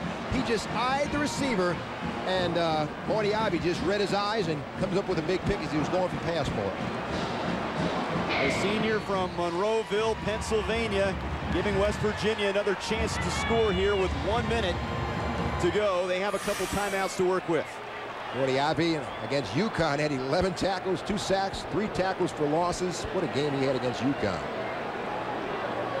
2 setbacks, 3 receivers for Pat White. There's the pump fake again. Goes downfield. Arnett over his head and out of bounds. White's pass intended for Arnett. Arnett, big target at 6'2". 55 seconds, plenty of time here to get the ball downfield, at least into McAfee's range. He has a 52-yarder this year against Villanova. Well, you know that McAfee is dying to get a good shot at a field goal, kind of redeem himself in his own mind, even though he's an excellent kicker. Handoff to Devine. Nowhere to go. Reverses his field. Has blockers. Look out. Devine to the 40. And looks like he stepped out at the 30. They say no, he did not. And he takes it down to the 22-yard line. Maurice Kitchens, the middle linebacker, got to him. 26-yard open field run, reversing his field. Timeout. West Virginia. This is, give this guy a number 20 and put him in a Detroit Lions uniform. This is Barry Sanders. Boy, he's all over the field. He's like a ping pong ball in the bathtub, Dre. He's all over the place. You can't knock him down. Tough to bring down. Low center of gravity, very strong. What a 360 right there. That's a Michael Jordan type turn, and makes those cuts at full speed. And he did keep those feet in bounds as you look at his numbers. This rivalry is heating up. West Virginia has had Marshall's number. Let's flash back to 1997. It's a date that will forever live in Marshall history. A new beginning for the Thundering Herd. First game back as a member of Division 1A. First game in the Mid-American Conference. First time in 74 years Marshall and West Virginia met on the football field. In a game that featured 2 future NFL quarterbacks, Mark Bolger and Chad Pennington. It was West Virginia's running back Amos Zaraway that put on the show. His running led the Mountaineers to an early 28-3 lead. And they went on to a 42-31 win, West Virginia in a shootout. Mountaineers on the march here on first down, and a completion made into the hands of Will Johnson, their sophomore fullback tight end, and he picks up 9. Will Johnson with soft hands, does an out pattern, and he's another weapon. He's a big guy. You know, Johnson is not your typical fullback. He's about 6'2", 230, but he runs very, very well. They miss Owen Schmidt a little bit. He's not that type of fullback. He's more of an H-back tight end type of fullback. Good receiving guy, number 6, Will Johnson. Second down and a yard now from the 15. White 14 of 16 through the air. He's going to keep the football this time, and he's hit and he's wrapped up. A loss back to the 16. Good pursuit that time. McClellan was there, and also Mario Harvey. You want to stay with us here in Morgantown. Coming up at halftime, we're going to take a look at one of the better defensive ends in college football, George Selvey out of South Florida. Big East scores as well. And a look at the first half highlights and stats here from Morgantown, West Virginia. It's been an interesting game. You know, both teams have had some success on offense, Renee, that Marshall has to be a little bit frustrated that they haven't been able to punch the football into the end zone. Yeah, you know, and that's the frustrating thing. They've gotten so close. Had an opportunity on that fumbled snap on the punt to punch it in. Only came away with 3. But they're working hard. They're very, very close. And you got to think that Mark Snyder's telling them in halftime, you know, every series is not critical. We're right there. We're on a cusp of getting close in this game and making this a contest. Mountaineers use their final timeout. They're 4 of 6 on third downs, facing a 3rd and 1 here. Now Marshall will use their final timeout. 14-3. West Virginia, 76-yard drive, and then a touchdown pass to Darrell Jala, giving the Mountaineers their 2 scores. And the other thing about the Mountaineers, we talk about their big playability, averaging almost 7 yards per play in the first half. That is outstanding. And, you know, that's how you get your first downs, and they're moving the ball down the field. And, again, they're doing it by land and by air. Pat White is hitting his targets, moving the ball expertly, and, you know, finding the creases. He's checking into the right plays and doing a good job. Bill Stewart's team trying to put a few more points on the board here before halftime. 3rd and a long yard, just shy of the 15. Pat White, not a lot of yards through the air, but he's been efficient, 14 of 16, and think can run all the way. Keeps it for the first down, and he's out of bounds near the 10-yard line. There's your best option, your bread and butter. Why not go to it? Yeah, no handoff, no possibility of fumbles. And Patrick White, again, gets out of bounds, stopping the clock, and getting closer and closer to McAfee's opportunity for a field goal as we close on the half. It's their 13th first down, and again, 3rd and short was a concern coming in. It has been all year. They made that look easy. 1st and 10, just inside the 11-yard line. White looking, now running, still looking. Now he'll take off with it inside the 5, and he runs out of bounds to the 4. 14 seconds to work with, at least a couple plays here available for the Mountaineers. Noel Devine helps out his running mate with a nice block as Patrick White gets out of bounds close to the goal line. You see number 7, not only does he run, watch this block by number 7, Noel Devine. Downfield, just a good occupy block, and that's a block on Brandon Burns, linebacker for Marshall, allowing Pat White to get out of bounds, stopping the clock, and picks up another 2 or 3 yards because of that block. Remember, no timeouts left, 14 seconds, 2nd and goal, or 2nd and 2, just outside the 3. As you look at the numbers rushing the football for West Virginia, they'll go to the air here. White for the corner. It's knocked away. Intended for Bradley Starks, the redshirt freshman, broken up by DJ Wingate. And DJ Wingate is another young cornerback. Nice break on the ball, and he stays with the wide receiver. He kind of slapping at him a little bit. I guess you could almost say tell you what, that is close with interference. Left hand and then the right hand with a punch of the football. It's 3rd down now. 9 seconds to work with from the 3. 3 receivers left for White. Looking left. Now rolling. Now he's in some trouble. White trying to get out of a mess. Gets a big block. Now he throws. It's tipped incomplete. He kept giving himself chance after chance, and that's what makes him special. Mike Dent, the center, gave him a big block to give him some extra time. But with that play, they come up empty before halftime. They kill a chance at any field goal. Yeah, well, you know, you wanted to come away with points here. This is not the way Coach Stewart and his staff drew it up. But now you see what it's like to chase Fran Tarkenton. He's going right, going left, coming back this way. Now he's being chased, releases the ball at the last second. Nice swat on the ball by a Marshall defender, knocks it away, killing any opportunity for West Virginia to come up with points. They don't get the field goal, which is what you'd least like to get out of that drive. So it remains a 14-3 game as we head to halftime. 2 impressive drives, a 76-yard drive, and then a touchdown pass to Jala. The scoring for West Virginia. Marshall getting their field goal off a punt return fumble from Ellis Langster. And that's the score at halftime. Let's go on the field. Here's Mark with Coach Stewart. All right, Coach Stewart, I know you wanted that last one in there, buddy. Yeah, Mark, we sure did. We just came up short. We're trying to get 3. You know, we needed to get 3. We wanted 6. We tried to get 6. Clock ran out on Patrick. I know you had to like that opening drive of the game and the way your team is moving. Great drive. We're playing hard. Got to get the defense cranked up, keying the ball. We're just making too many simple mistakes on defense, hurting ourselves. All right, Coach, good luck second half. Bill Stewart, the head coach of the Mountaineers, his team trying to punch it in there right in the half. Didn't happen, but they had the lead here at the break, 14-3. Third installment of the Friends of Coal Bowl unfolding from Mountaineer Field at Milan Pushkar Stadium, Morgantown. Back in a moment. Looked pretty good, especially running the football with Marshall on that drive that netted no points for him. Chubb Small did a pretty good job as well, and I think they'll go back to the ground game. Good blocking up front, open up some holes. Can needs to get back his confidence. He threw a lot of high passes, good opportunities.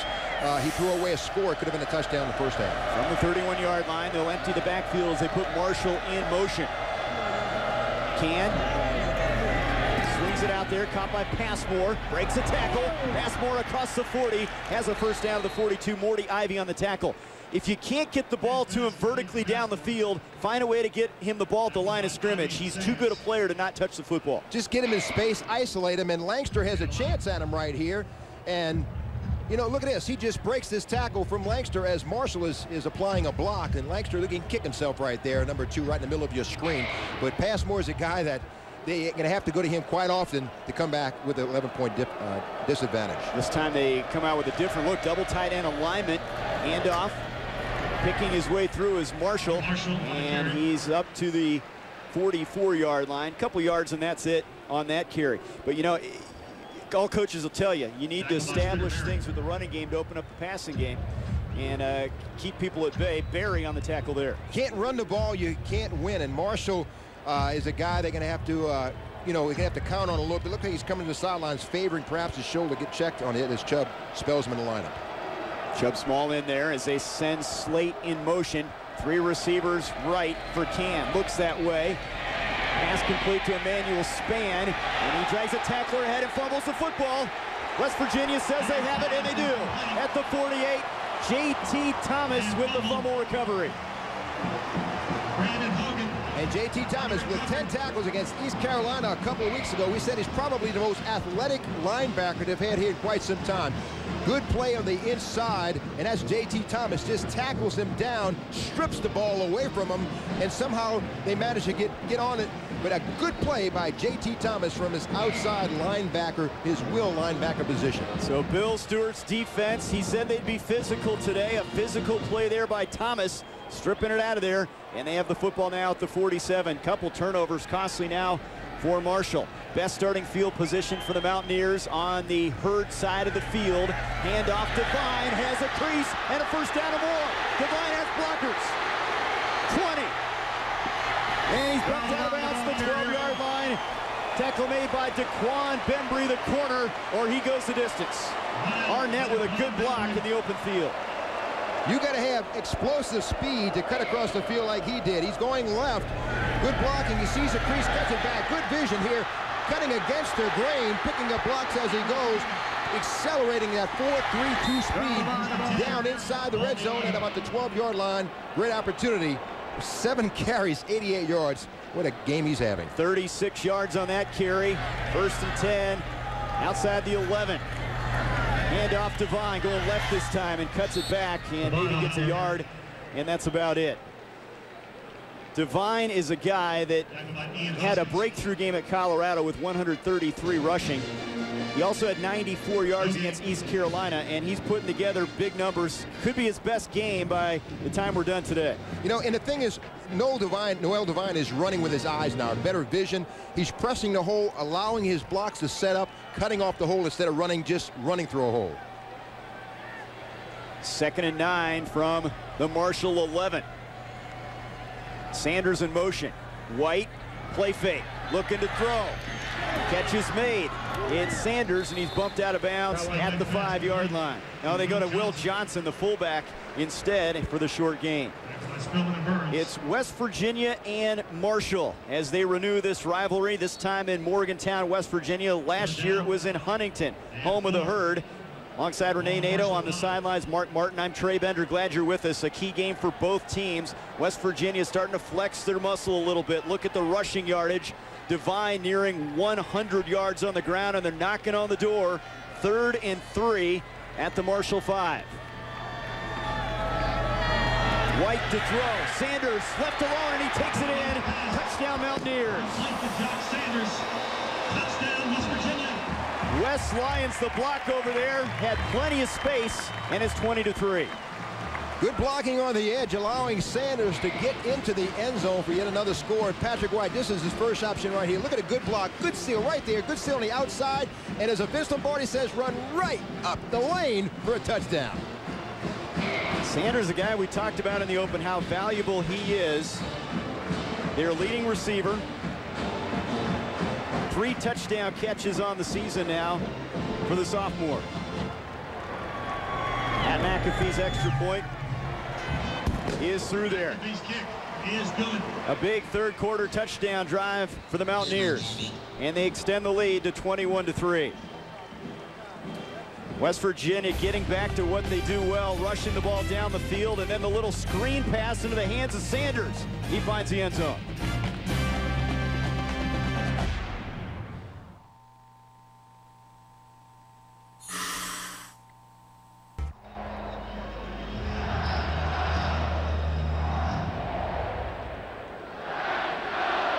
Here's the answer for today's Mountaineer trivia question. WVU 3, the Cincinnati Bearcats. Thanks to all who participated in today's Mountaineer trivia.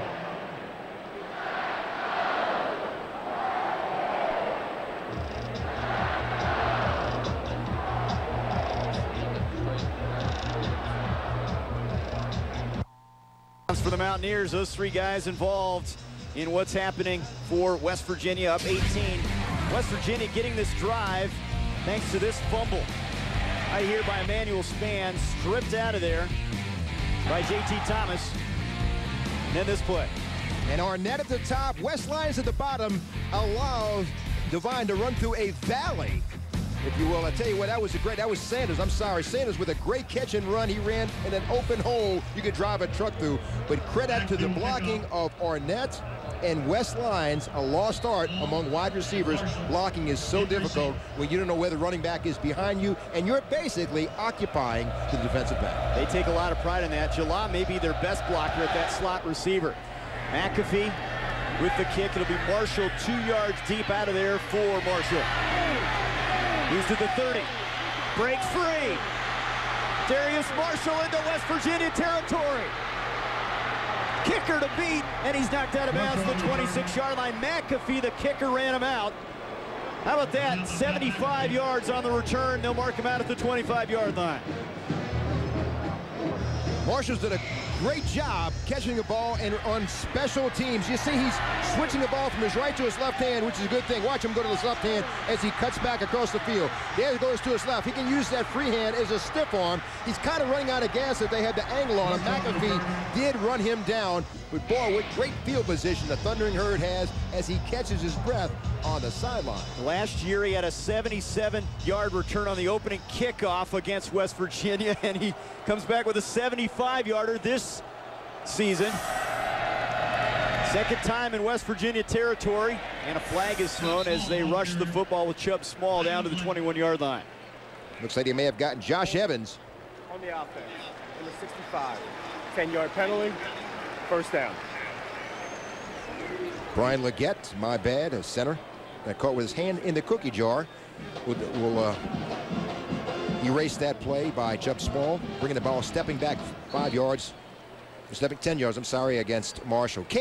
He's got to get back in sync and get his confidence back. You know, he's the South freshman from Landrum, South Carolina, was one of the top 25 players coming out of high school. You know, his senior year, he had an outstanding year. And you see the penalty numbers there, just 3 against Marshall. That's a costly one, though. It takes the air out of the balloon a little bit after that big kickoff return. Out to 35, and here's penalty flags from every direction. 4 of them on the field. This will be motion. On the offense, number 62. 5-yard penalty, first down. That's Matt Altabello, the senior.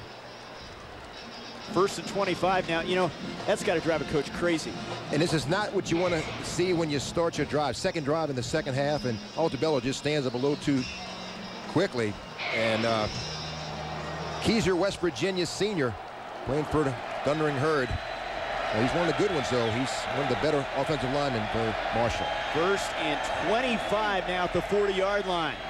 Can over the middle, catch made by Marshall, breaks one tackle, bumps off another one, still keeping his feet, and he's going to be gang tackled and pushed backwards around the 38-yard line.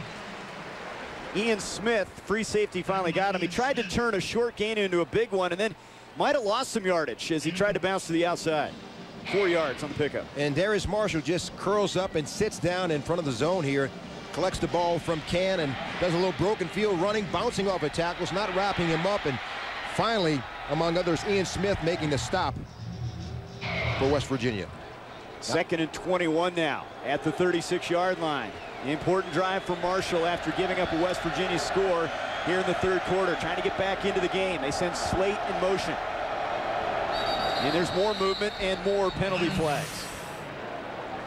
Boy, if this is against the Herd, what a train wreck on this series. Offsides on the defense. Number 90. Contact on an offensive lineman. 5 penalty. 2nd down. Chris Neal, the nose tackle, the guilty party that time. And the Herd coaching staff breathing a sigh of relief. Finally. Collective, that big gush of wind was a collective sigh of relief from the Marshall Thundering Herd faithful on the opposite side. 2nd and 16 now. Football at the 31-yard line. Can in the offense, which is 3 points. That came off a West Virginia turnover. Looking for more points here, in trouble. Fumbles the football. West Virginia thinks they have it. It was done. Slavonic, and they do have it. Slavonic, the senior defensive tackle, with a big play.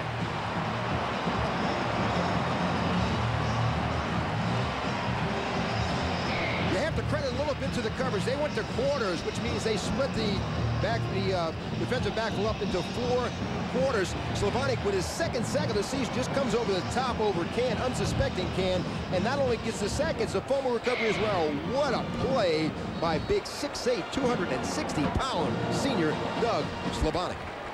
From Pittsburgh, and he makes a, puts a dagger in the Herd's hopes here. They were in position after a great kickoff return by Darius Marshall. Mountaineers get it back now. 3 straight turnovers now for Marshall. They've got it to 35. The Mountaineers with Jarrett Brown on the carry, and he takes it up to the 44-yard line. We've seen a lot of Brown. Taking over for White at that quarterback spot gives him another running threat. He can also carry the ball as a running back. C.J. Spillman on the tackle. He did a good job running the ball, and he's played it enough where he knows where to go, and if he has to make a decision passing the ball, he knows what to do, and Jarrett Brown is certainly going to do a good job when he steps up and to show us his next year. And Pat White's back in there now after that 8-yard pickup. Split backs, Johnson and Devine. White, little fake, now he'll take off, has some room, has a 1st down. He's into Marshall territory and down to the 48-yard line.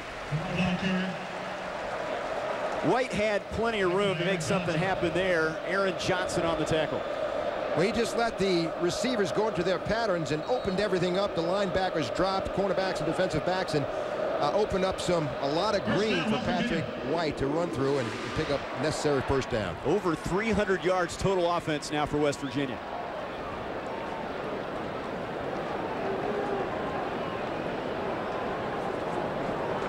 The Mountaineers trying to take controls. They put Jarrett Brown back in at the quarterback spot. Takes it to White. Brown's going to try to keep it. He's in trouble, and he's thrown for a loss back to the 46-yard line. A flag comes in. It's a nice play by John Jacobs, the junior defensive end from Broadway, Virginia. On the offense, number 66. 10-yard penalty, 1st down. But Capers, the guilty party, the right tackle. Jacobs with 4 stops against West Virginia here a couple of years ago, and well, he's a focused guy, 6'3", 241 junior. Holding on the offense is declined. 2nd down. And they will take the play, and it was a nice play by Jacobs, who was a starter as a sophomore with Albert McClellan out with injury, so saw a lot of action last year. 8 starts. Was bothered by a broken hand last year, and a nice guy to have backing up McClellan at that end spot. 2nd and 16. White at quarterback, over the middle, Alric Arnett to catch. And he's inside the 40, and he's close to a West Virginia first down. Mario Harvey, weak side linebacker on the tackle.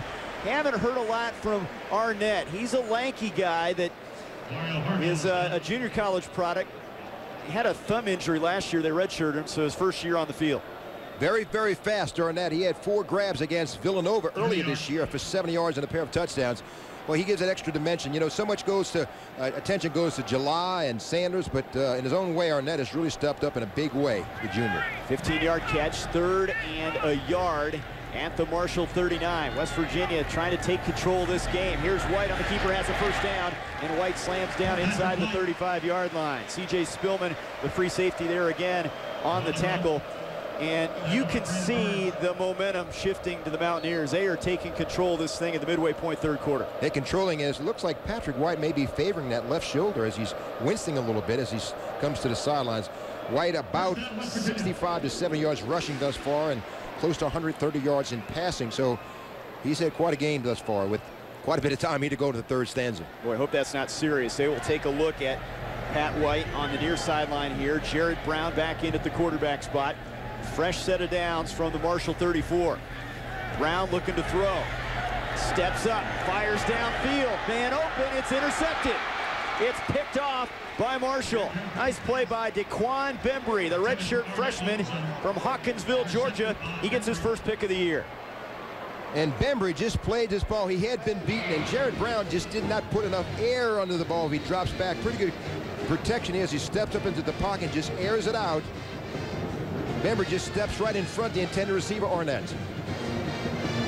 So with White out of the game, Brown takes a shot at the end zone, and it backfires. Marshall gets the football back, down 18. You were looking at the next great left tackle for the West Virginia Mountaineers right there. They grow them young here in Morgantown. They love their football, don't they? A lot of people, most people decked out in the gold shirts, and they have to like what they see so far. 21-3 Mountaineers in front. Marshall football, trying to run it with Marshall. Not much doing, maybe a yard. How about this, just 20 yards on the ground for Marshall. They've got to find a way to get up top and get guys like Passmore and Slate involved, or this game gets away from them right now. This is a drive they've got to see some points from, or they could be in dire straits here. Well, you know, the thing is that, Trey, it's a good point, and West Virginia has kind of forced Marshall to become one-dimensional and very easy to figure out.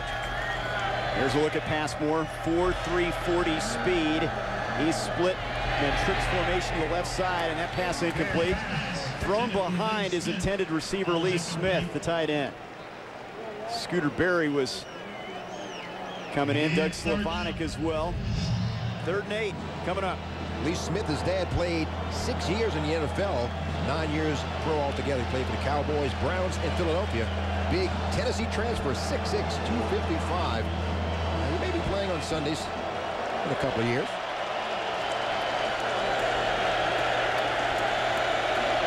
They're 5 of 9 on 3rd downs. 3rd and 8 from the 22.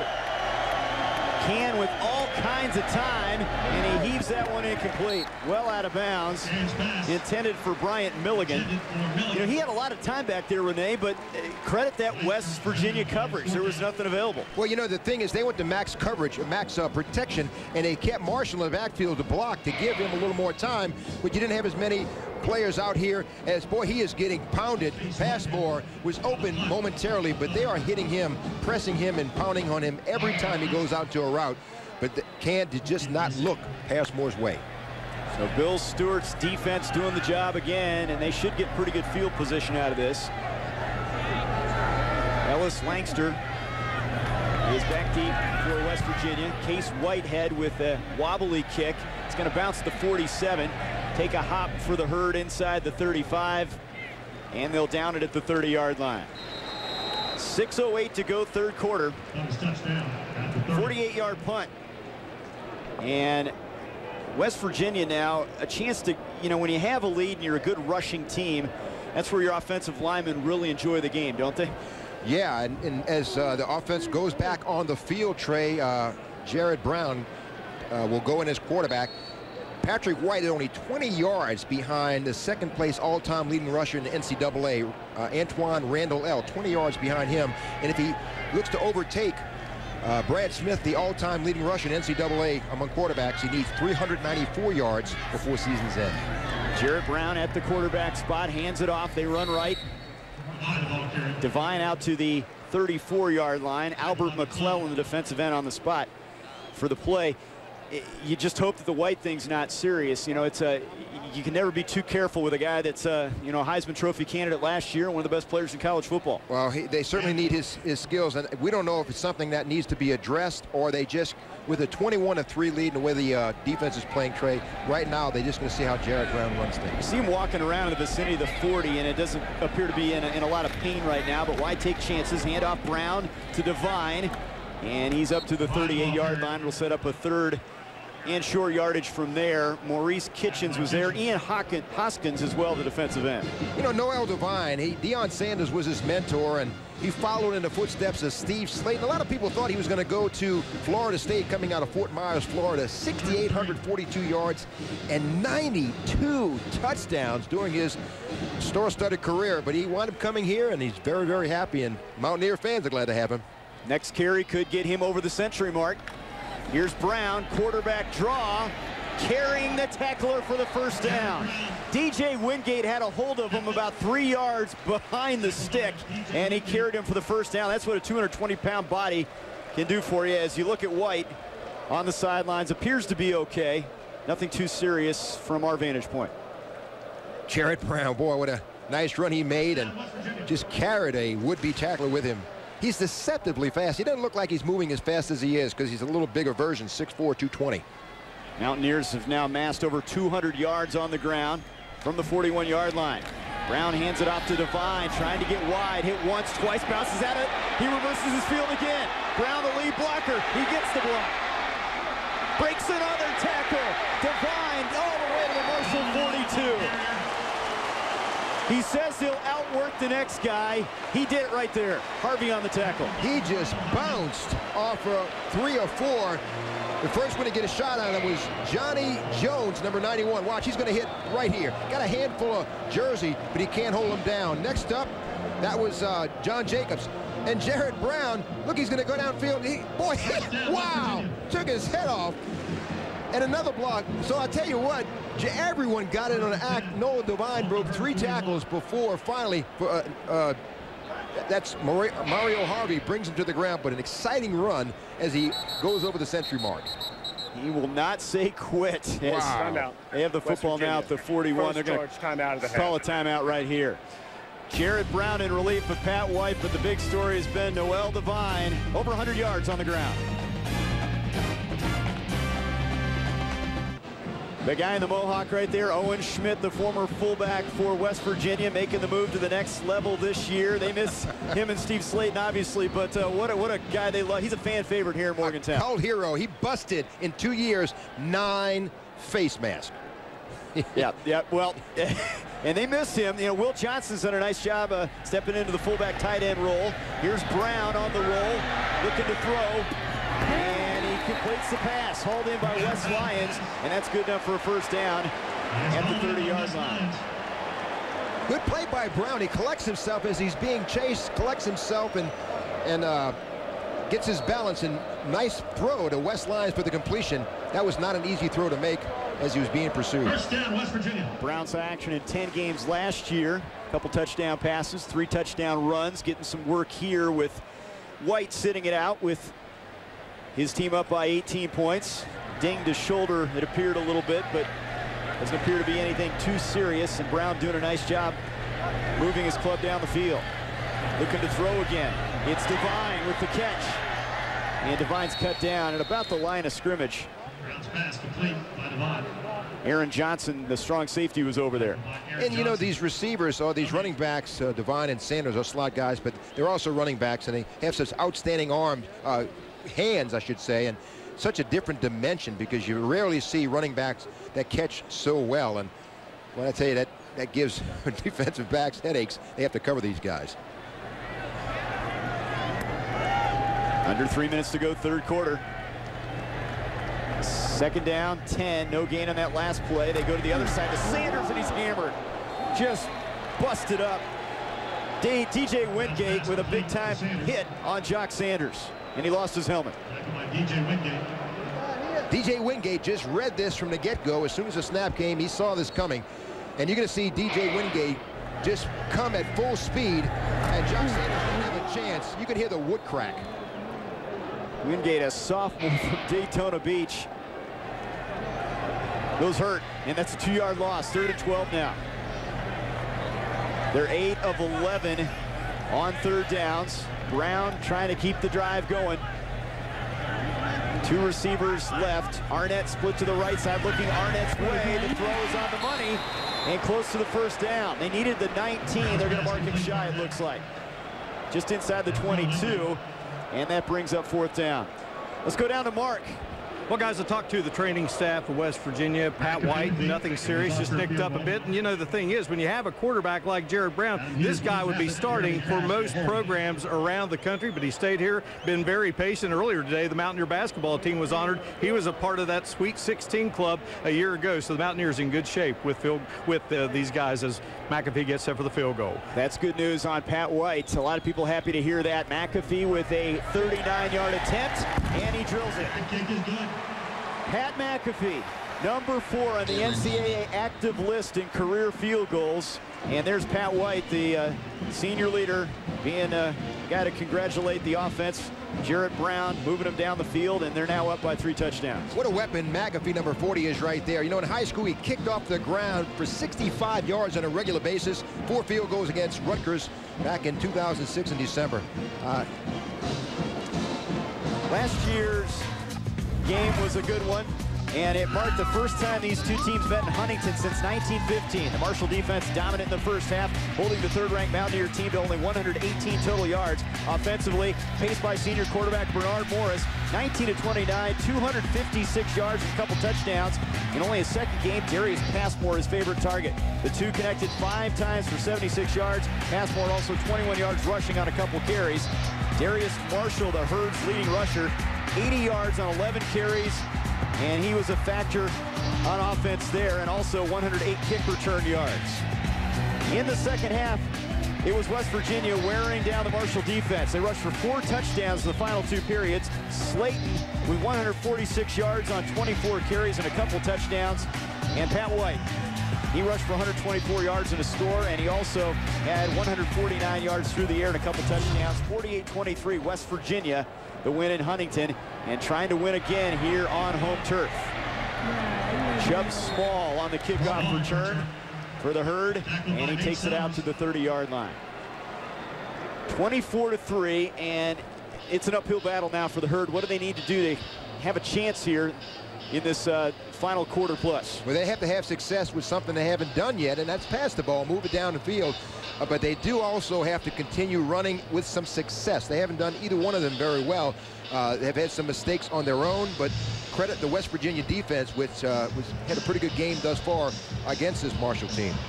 You know, we talked so much about Passmore and Slate, and how about Mark Cann? His numbers, he's seen better games. 9 out of 22, 80 yards, and the pick. Play fake as he'll go to work on 1st down. There's the deep ball, looking for Slate downfield, and it's almost intercepted. Brandon Hogan had a chance at it at the corner. Intended for Cody Slate. You see 3 gold jerseys in the general vicinity of Slate. That pass did not have much of a chance from the get-go, and Slate now is just trying to hopefully someone can make a big play and go to this playmaker, Slate, Passmore, and someone can just come up with a big catch. And this has been a great West Virginia effort.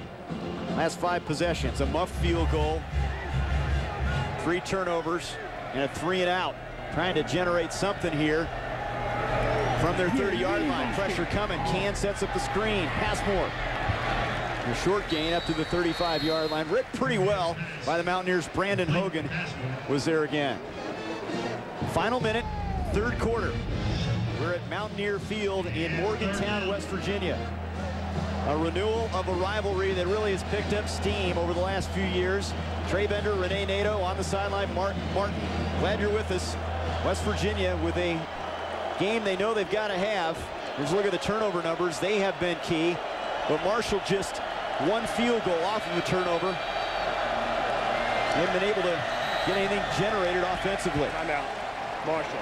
The first charge timeout of the half. And Mark Snyder's going to call a timeout here and talk things over. It has to be frustrating for him because he knows he has playmakers, but what the defense is doing is taking them out of what they're good at. And you know, they've played very well. Last week, they went into a tough place to play against Southern Mississippi, come away with a win.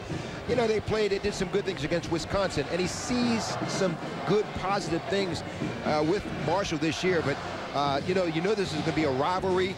And this is a game that West Virginia needed very, very badly, so you're going to pull it all stops. I certainly can see that Marshall can go on and have a very successful season. Where West Virginia will go from here, this game could be a very big confidence booster to the Mountaineers. Now they'll get Cincinnati, another Big East team, on home turf in their next game, coming off arguably their biggest win in a long time at Southern Mississippi last week. 3rd down and 5. Pressure coming. Can over the middle. And the catch is made by Courtney Edmondson. And he has a first down up to the 42-yard line. His second catch of the year, the junior from Titusville, Florida. Last year, Courtney Edmondson against Southern Mississippi, 4 grabs, 78 yards. He's a guy that got pretty good size, 6 feet, 187, just a junior. But good look at Morty Ivy, one of the outstanding linebackers for the Mountaineers. Final 15 seconds here in the 3rd quarter. West Virginia up by 21. It was a battle early. The defense has been stout for the Mountaineers. Can throws it as he's hit. And a short gain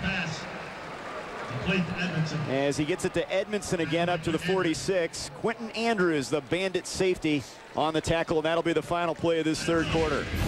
Uphill battle for Marshall. It has been West Virginia dominating so far in the second half. 24-3, Pat White and company in front. 4th quarter coming up. West Virginia in front of Marshall as we start the 4th quarter here in Morgantown. And this has been a case of physical football. West Virginia said they do it on both sides of the ball coming in. They've done it. They've run the football well, which is their bread and butter. And the defense has done very well, keeping Marshall in check. Jock Sanders is a guy that stepped up 7 grabs and a touchdown, but he's done it all. You know, also ran the ball very well. Noel Devine, what can you say? Already over the century mark. Patrick White, probably the last we've seen of him this afternoon. You have to be impressed with what the Mountaineers have done defensively, and you know, being physical on the line of scrimmage against good receivers from Marshall. I mean, we talked about Passmore and Slate in the open. They've been held in check. Really, and West Virginia doing a good job banging Passmore, making him earn every catch he has. Mark Can with an incompletion, and as he continues to struggle, he really felt good about his effort at Southern Miss. It has not translated here against a very good Big East team that's going to be a national factor again this year. West Virginia has just plainly outplayed Marshall this afternoon. Marshall's had some opportunities. The 3 points came on a turnover. They just haven't created enough opportunities for themselves, and when the opportunities were there, they didn't capitalize. And the Mountaineer fans, they've been waiting for this. They've been waiting for a game like this, and after tough losses the last 2 games. 3rd down for Can. And the catch is made by Emmanuel Spann, and he's going to be close to the first down marker as they mark it at the West Virginia 48-yard line. Let's see, they're going to, I think, call for a measurement here. If he didn't get it, it'll be a 4th and short. And I think, without a doubt, you're in 4-down territory now, down 24-3.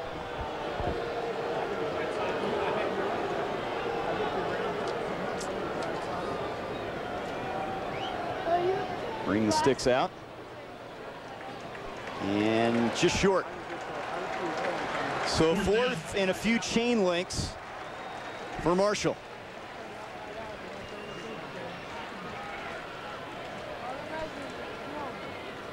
And they'll bring in the big bodies here for the short yardage play.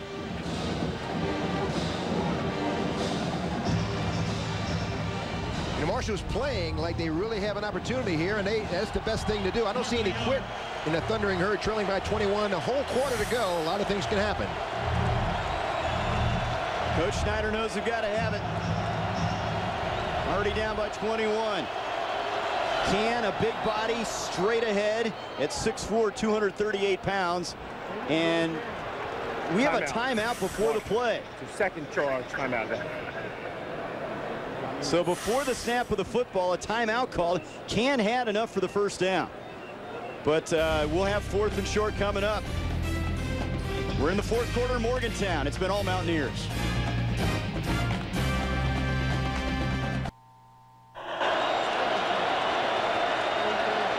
(24-3) West Virginia. Marshall facing a 4th down and inches coming off of a timeout. They're at the West Virginia 48-yard line. Lone setback. Darius Marshall, toss sweep to the short side of the field, has the first down and more, and he's inside the 40 before being run out of bounds. Ian Smith, the free safety, on the tackle. Just haven't seen enough of Marshall today. Well, you know, he had some outstanding performances the last couple of weeks. 112 yards and a touchdown against Southern Mississippi, 27 totes for 140 yards and a touchdown against Memphis. Today, he only has 13 carries for about 40 yards and maybe another couple of catches, so it's way off his performance. Slade has been down, and so they've caught Passmore and kept him in check for just a couple of grabs so far this afternoon. It's underway here in the 4th quarter. First down at the West Virginia 39. They have Slade in a slot to the right side. Can looking left, corner of the end zone, and incomplete. He wanted Passmore with Langster trailing him. That's something we thought we'd see a lot more of, stretching the field with Passmore and his 4.3 speed. You know, this is just outstanding, step for step, and Langster just keeps that hand on him, and that is legal, just to know where the receiver is, where he is, and looks back at the appropriate time. Passmore just could not put separation between him and Langster, and just incomplete pass, but good defensive effort by Langster. He had 6 catches for 128 yards and a touchdown against Memphis, over 130 yards against Southern Miss, but has been held in check here tonight. 4 catches, just 39 yards over the middle. Catch made by Lee Smith, the tight end, and he bounces off 1 tackle, and he's close to a first down inside the 30. To Lee Smith. J.T. Thomas and Reed Williams, 2 linebackers in on the tackle. Let's revisit the keys for Mark Snyder. Well, 3 points. It's been disappointing today. Well, get him down. You need to tackle him, which they've had a little trouble with. Ken, got to build him confidence. He has not had much time to settle into his regimen as a quarterback and let the players play. The Slates, the Marshalls, the Passmore, get them involved, let them make plays, and that has not happened against the West Virginia defense. Those 3 turnovers costly, as you can see, on 3rd and short. Handoff, or a toss pitch to Darius Marshall. He has a first down. Reed Williams, middle linebacker, on the tackle. So they move the sticks, and they're getting Marshall a little bit more involved here, but the clock running, and that's an ally of the Mountaineers. He's far off where he's been. He's had 3 100-yard performances thus far, but again, West Virginia's kept him in check, just over 40 yards rushing, and he's made a couple of good runs. That outstanding kickoff return, but not enough as the Thundering Herd trail at 21. Span, Milligan, Passmore, Slate, all split out with Marshall in the backfield. In the flat, through the hands of Marshall, and incomplete. You know, even with a catch there, you're not getting more than a couple yards, as West Virginia had a defender right there in J.T. Thomas. And Marshall is really just trying to make a big play. Last year, he had a little case of the drops, and it's not happened this year. He's held onto the ball, but just tried to make a play and turn and run before he really caught the ball. And J.T. Thomas in coverage, a linebacker. That tells you a lot about how quick the West Virginia linebackers are covering running backs and receivers single coverage. Let's see if that play sets up a pass downfield here.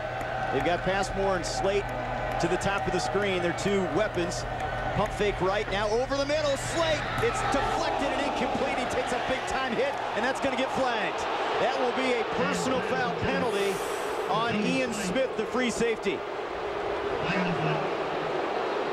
And I think he got a penalty because a shot to the head, or he used his helmet. Watch this right here. What a collision. Right to the head. That is what got him the penalty. Personal foul. Blow to the head on the defense, number 24. 15-yard penalty, automatic. First down.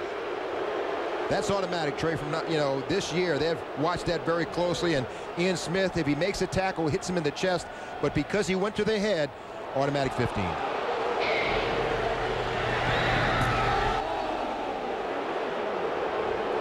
Well, he got his money's worth on that one, but it's dangerous when you're up near the headgear, and the officials will call that 99% of the time. And that was a good call. First down at the Mountaineers 14. Can tipped and incomplete, caught out of bounds. Passmore. Hogan got his hand on that one. Hogan makes a great break as he comes out of that cut, swats it away with his paw, and Hogan has played a pretty good game. Just a sophomore. He'll be back for another couple of years, and well, he's one of the three true freshmen that played last year and did a good job. Yeah, he's a slot receiver, made the move to cornerback in the offseason, and he called his number a lot tonight. Second down.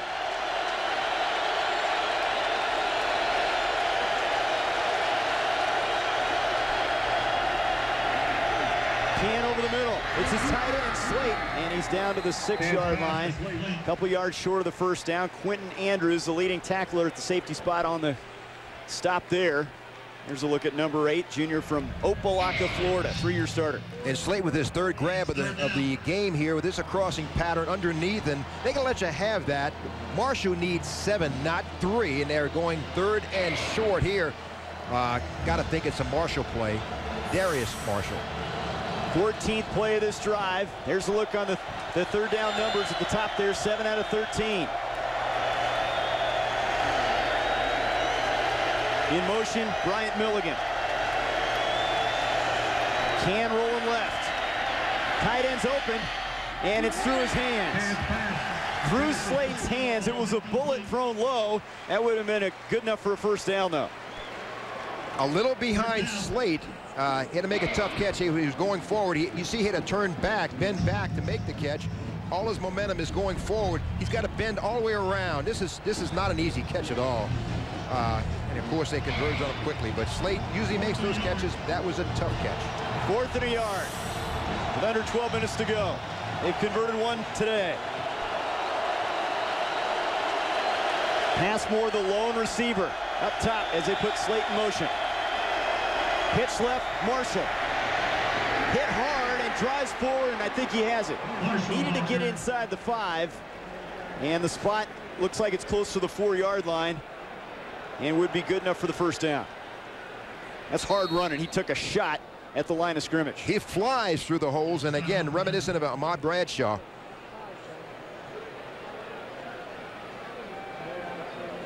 Slate. See how close this is. It appeared that the football was up. Yep, good enough by about half the football. A first down at the 4-yard line. 16 plays on the drive. How about this block by Passmore? Right here by Slate. He just drives him. Look at this. He's driving him. That he just drives him about 15 yards. Well, not quite. I'm exaggerating. But he just keeps those feet moving and backs off when the referee steps in. But good block by Slate. He's not just a pass receiver. He's a good blocker. The hard run by Marshall, good enough for the first down at the 4-yard line. The Herd trying to get in the end zone for the first time. Marshall hit in the backfield and dropped. Reed Williams has been like a man possessed. The senior from Moorefield, West Virginia. And it's amazing to come back from one shoulder surgery, but how about surgery on both shoulders, Renee? And this is the Fiesta Bowl defensive MVP filling this A-gap. Boy, he blows through there, and he's determined to make the stop. Read the play very quickly, diagnosed it, made the stop. That's the way a middle linebacker plays. Over 100 tackles last year. Missed the first 2 games, makes a big play there, 2nd and goal.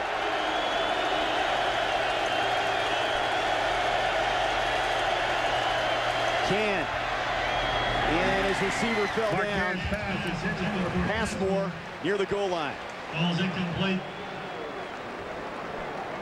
It's 3rd down. You see Passmore, and he just trips out of this break here, and as in coverage with Brandon Hogan, who's done a really good job. But Passmore just couldn't keep his feet on. Rain's starting to fall. You wonder if he lost some footing there. 3rd and goal now. The only receiver out in that coverage that time, in that pattern. Edmondson and Passmore split to the bottom of the screen. Slate again in motion. Can steps up, throws on the run, incomplete. Tough pass to make on the move, and through the hands of his intended receiver, Darius Passmore. It's 4th down, and they'll bring the kicking team out there. Morty Ivy, you know, he was recruited as a 204-pound safety. He's grown into a 235-pound linebacker. When he's got that safety instincts, this is a guy who once played safety. He sees where the ball is, reacts very quickly, and Passmore is not an easy guy to stay with, but Morty Ivy makes sure he doesn't make the reception. Warner has made one field goal, didn't get a chance at a second that ended up being a pivotal play. A bad hold by the holder Span. This kick is no good. Off to the left, hold on, there is a flag on the field at the 16. It's motion against the kicking team. Legal formation on the offense. Penalties decline, no score, 1st down, West Virginia. So Warner, who had hit his first 3 field goals as a collegian, misses to the left. And it remains a 24-3 game. 10:24 to go. West Virginia looking good on home turf. 24-3, West Virginia flexing their muscles here in Morgantown. 10:24 to go. The Mountaineers have the football. Another long drive and no points for Marshall. They've had 2 long drives. Over 12 minutes of clock time burned off and no points. It's made for a frustrating day for Coach Schneider. Here's Noel Devine on the carry across the 30 and a 1st down out to the 33-yard line. This guy has not had a frustrating day. Over the century mark for the 2nd straight game. Noel Devine. And he's close. He's close on 125 yards rushing. Listen to this. Patrick White leaves the game completing 81% of his tosses. Let's revisit the keys for the Mountaineers, and they have done the job, haven't they? Find the rhythm, get into a flow, finish drives they have. Need a new hero? They found one, and Jock Sanders always did. And contain the run, which they did. And Darius Passmore was one guy they needed to focus on, and they threw the ball down the field with effectiveness. And the number 3 there, the Stars, they have come out to play. Devine and White. Sanders a nice 3rd option. 1st down at the 33-yard line. Devine has averaged 10.6 yards per carry as he gets the handoff again, trying to dance his way away from trouble, nowhere to go. Ran out of room. If he had room, he'd probably make something happen, but it's a loss back to the 32. Good block by Ryan Stanchak on the left side, left tackle. Guy making his 38th start out of Cincinnati, Ohio, and he'll probably be, you know, we talked about the talent out here. Next 2 years, there'll be about 25 to 28 guys that will get an opportunity to be in NFL camps. That is a lot of talent out here next 2 years.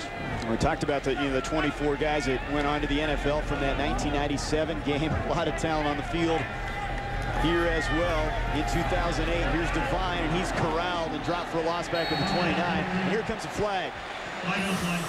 Johnny Jones, a defensive tackle. Personal foul on the defense.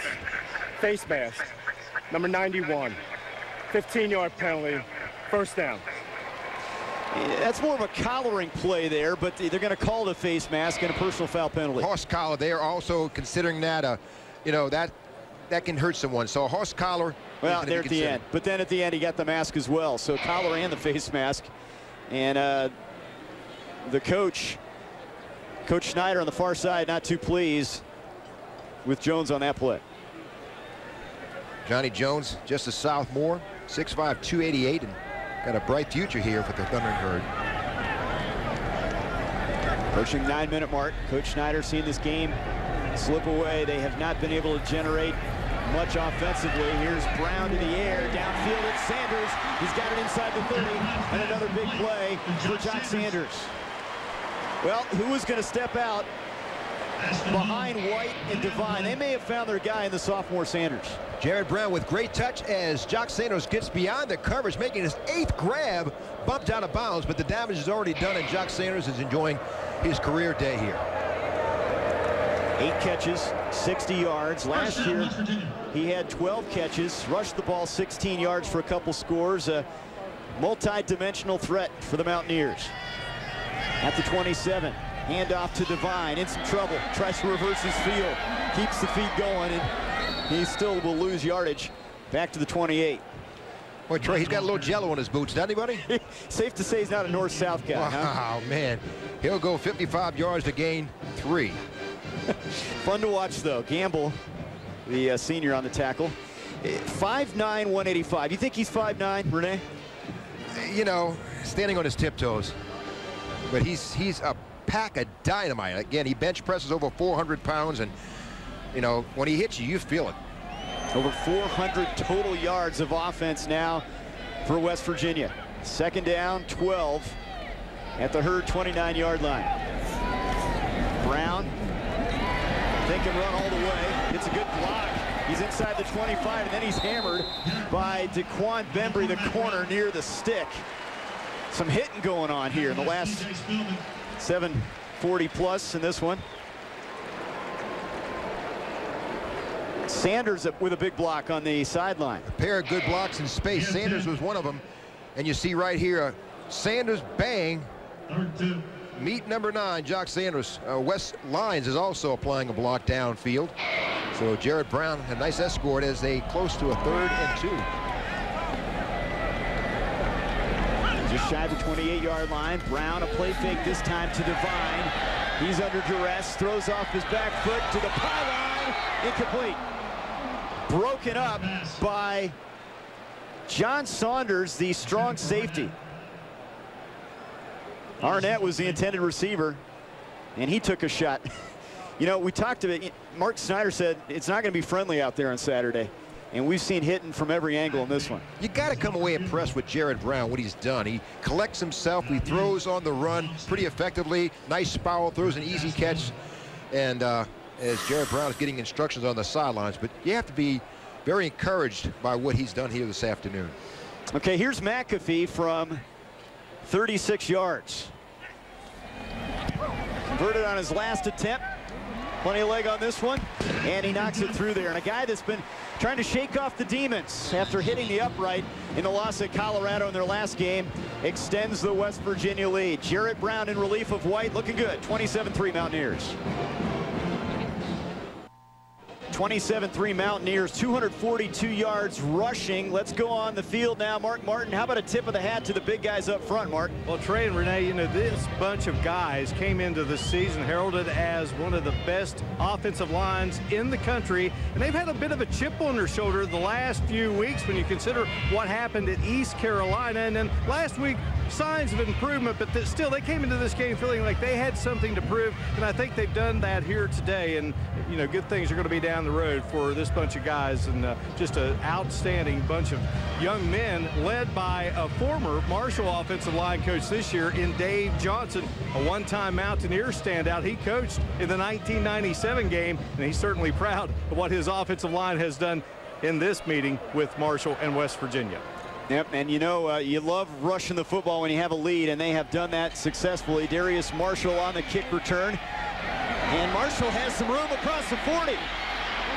Into West Virginia territory, kicker to beat, it's McAfee again, and eerily similar to earlier in the game, he knocks him out near the 25-yard line. 75-yard kick return first half. Here's another kick return that goes for 76 yards, and again, the kicker McAfee, the guy that got to him and knocked him out of bounds. Got to love with Darius Marshall, no quit in his hound dog, and he just hits the crease. He's running at full speed, not the fastest guy, but you know, he takes what he has and breaks away from the pursuit. Pat McAfee, as you said, saved certainly a touchdown, but Darius Marshall, you got to like what you see. He's giving it everything he has, emptied his bucket on that play. They'll officially make that a 64-yard return, but two big kickoff returns. Marshall fumbles the football. Loose on the ground and recovered by the backup quarterback, Brian Anderson, that has checked in. Sophomore from Louisville is the only guy that was a guy with a start at quarterback entering the season. He's only thrown 6 passes this year. Out of Louisville, Kentucky, Brian Anderson, 6'3", 217. You know, he's similar to Can a little bit, but he was number 3 rated quarterback coming out of Kentucky. Number 10th rated overall play out of Kentucky, but good career, 24 touchdowns. Back up to Bernard Morris last year, to the air, and the pass incomplete as he was looking for Courtney Edmondson in the vicinity of the 10-yard line. So Can is out of there, a frustrating day for him. Anderson, a guy that saw time in 5 games a year ago. And a chance to get some work here, some reps in the final 6 minutes. They got a new tailback, Terrell Edwards, out of Mobile, Alabama. Had a 49-yard touchdown run against Illinois State. He's a walk-on. They think he could be special down the road, just a freshman. Third down as they empty the backfield. Quarterback draw by Anderson. Hit hard as he takes it down to the 18, shy of the stick. Quentin Andrews laid into him right there with a big-time hit. Known as a big hitter, showed it right there. Here comes fourth down. And that's what's something that is missing from Marshall. That's not something that Anderson did. You got to be mobile. You got to have something out of that, a threat as a running quarterback. And I think Can certainly can do it. They maybe instructed him not to, but boy, he took a hit from Quentin Andrews, who had 15 tackles. Quentin Andrews against Colorado. Big time hitter. 4th and 2. Marshall still trying to find the end zone. They've had a couple long drives. 16 and 19 play drives and no points. Flag is thrown. Here's Edwards on the carry, and he's shut down shy of the marker at the line of scrimmage.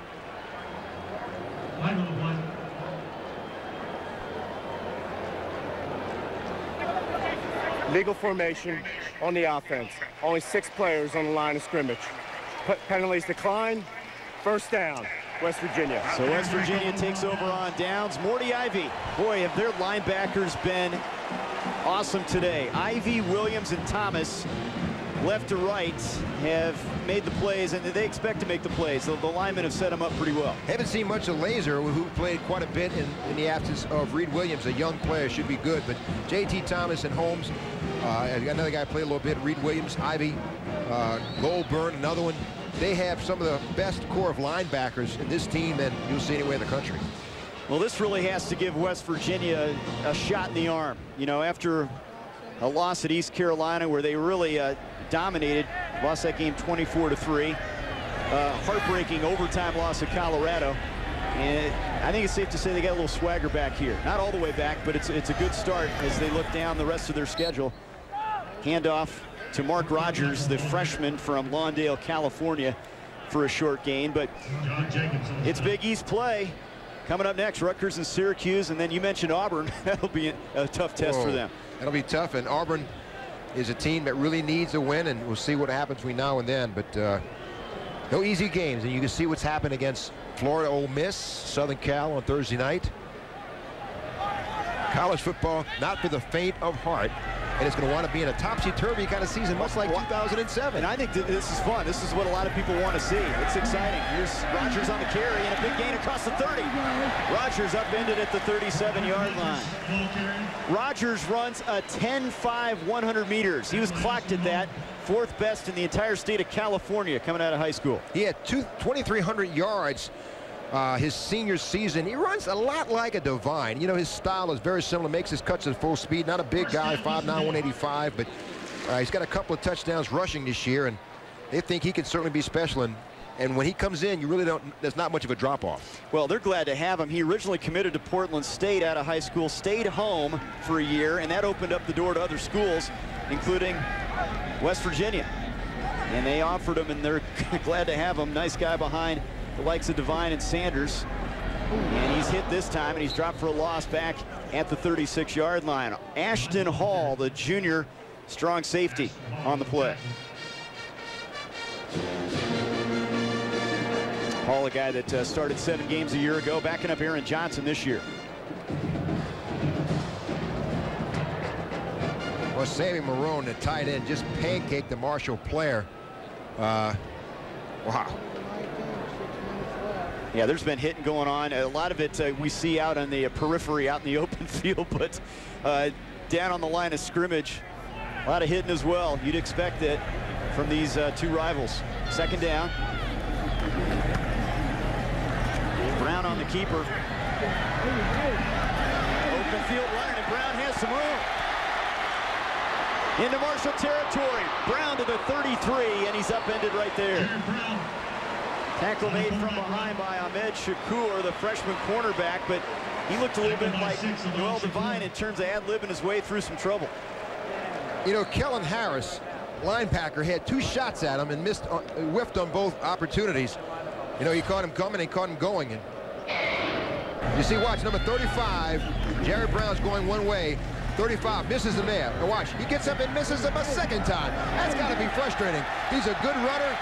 And Jared Brown is out to clear, trying to get a little help downfield blocking. but a nice run by the backup quarterback. 44 yards later, first down at the 29 of Marshall. Brown's done a nice job in relief of White. Hand off to Rogers. Rogers picking his way to the outside, and he's knocked down at the 24-yard line. 5 yards on that carry. Ashton Hall again on the tackle. He's kind of in the same mold of as a Devine, 5'9", about 185. Those small backs kind of fit into that spread offense. Coming into this game, Trey, West Virginia had 110 plays on the ground, 67 plays through the air. Rushing, they averaged 5.8 yards per, passing 6.8 per. You know, I think there was predominantly running success today, but it shows that they are throwing the ball a little bit more, and they did have some success throwing today. 474 yards of total offense. Final 2 minutes here for Morgantown. Rogers again running left. Rogers a seam to the 10. And they have a first and goal from there. He showed a burst right there, Renee. He turned it into another gear when he got past the line of scrimmage. Mike Dent, the center, with a good block. He gets to the second level very quickly into the defensive backfield. Good cut, cuts at full speed, and he's going to come. You can see right here, cuts off a block, stand check with a good block, 62. Good kick out block there, and he's cutting off at full speed, making good moves and running downhill. Boy, a good run by Rogers. Hall again on the tackle. Over 2,300 yards rushing as a senior. Where you at? That's a lot of running. And they like his future at West Virginia.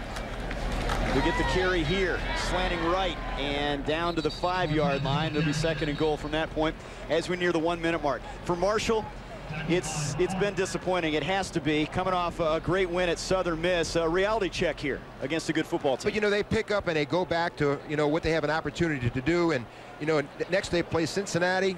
Possibility that could be a win for them, or certainly a winnable game. UAB, Houston, East Carolina. It doesn't get any easier. They finish up the season against UCF, Rice, and Tulsa. But again, they've played well. They played well against Wisconsin and lost. They beat Southern Miss last week, and they certainly have the weapons and the talent to play with all of those schools. Jarrett Brown will take a knee here. The final 25 seconds for Morgantown. The pressure off for the time being for the Mountaineers. A game they had to have, and they get it in convincing fashion. The whole Mountaineer nation needed this win. You know, the team needed it for confidence. The fans needed it to feel good about themselves again after a couple of tough losses. Coaching staff, Bill Stewart, I can't think of anybody who deserved it more so than he did. And Mark Snyder, you get a good look at him right there. There will be better days ahead for the Thundering Herd. Several stars in this game for Coach Stewart. Noel Devine, 125 yards rushing. They amassed 493 yards of total offense. And it was a tight game in the first half. They led it 14-3 at half. That botched field goal attempt by Marshall, I think, really turned the tide in the Mountaineers' favor, and they didn't look back from that point. Yeah, it kind of sucked the air out of Marshall that they got down there and did not get a reward for their efforts. And it certainly, and then from there, Patrick White and company just took over. And what a display from Patrick White, coming away with a 24-point lead. Don't think that injury is serious. I think they just rested him. Want to get a good look at Jarrett Brown. So confident that the defense can hold. And holding Marshall, I got to say, holding Marshall to 3 points in spite of everything that's happened, Coach Stewart and the staff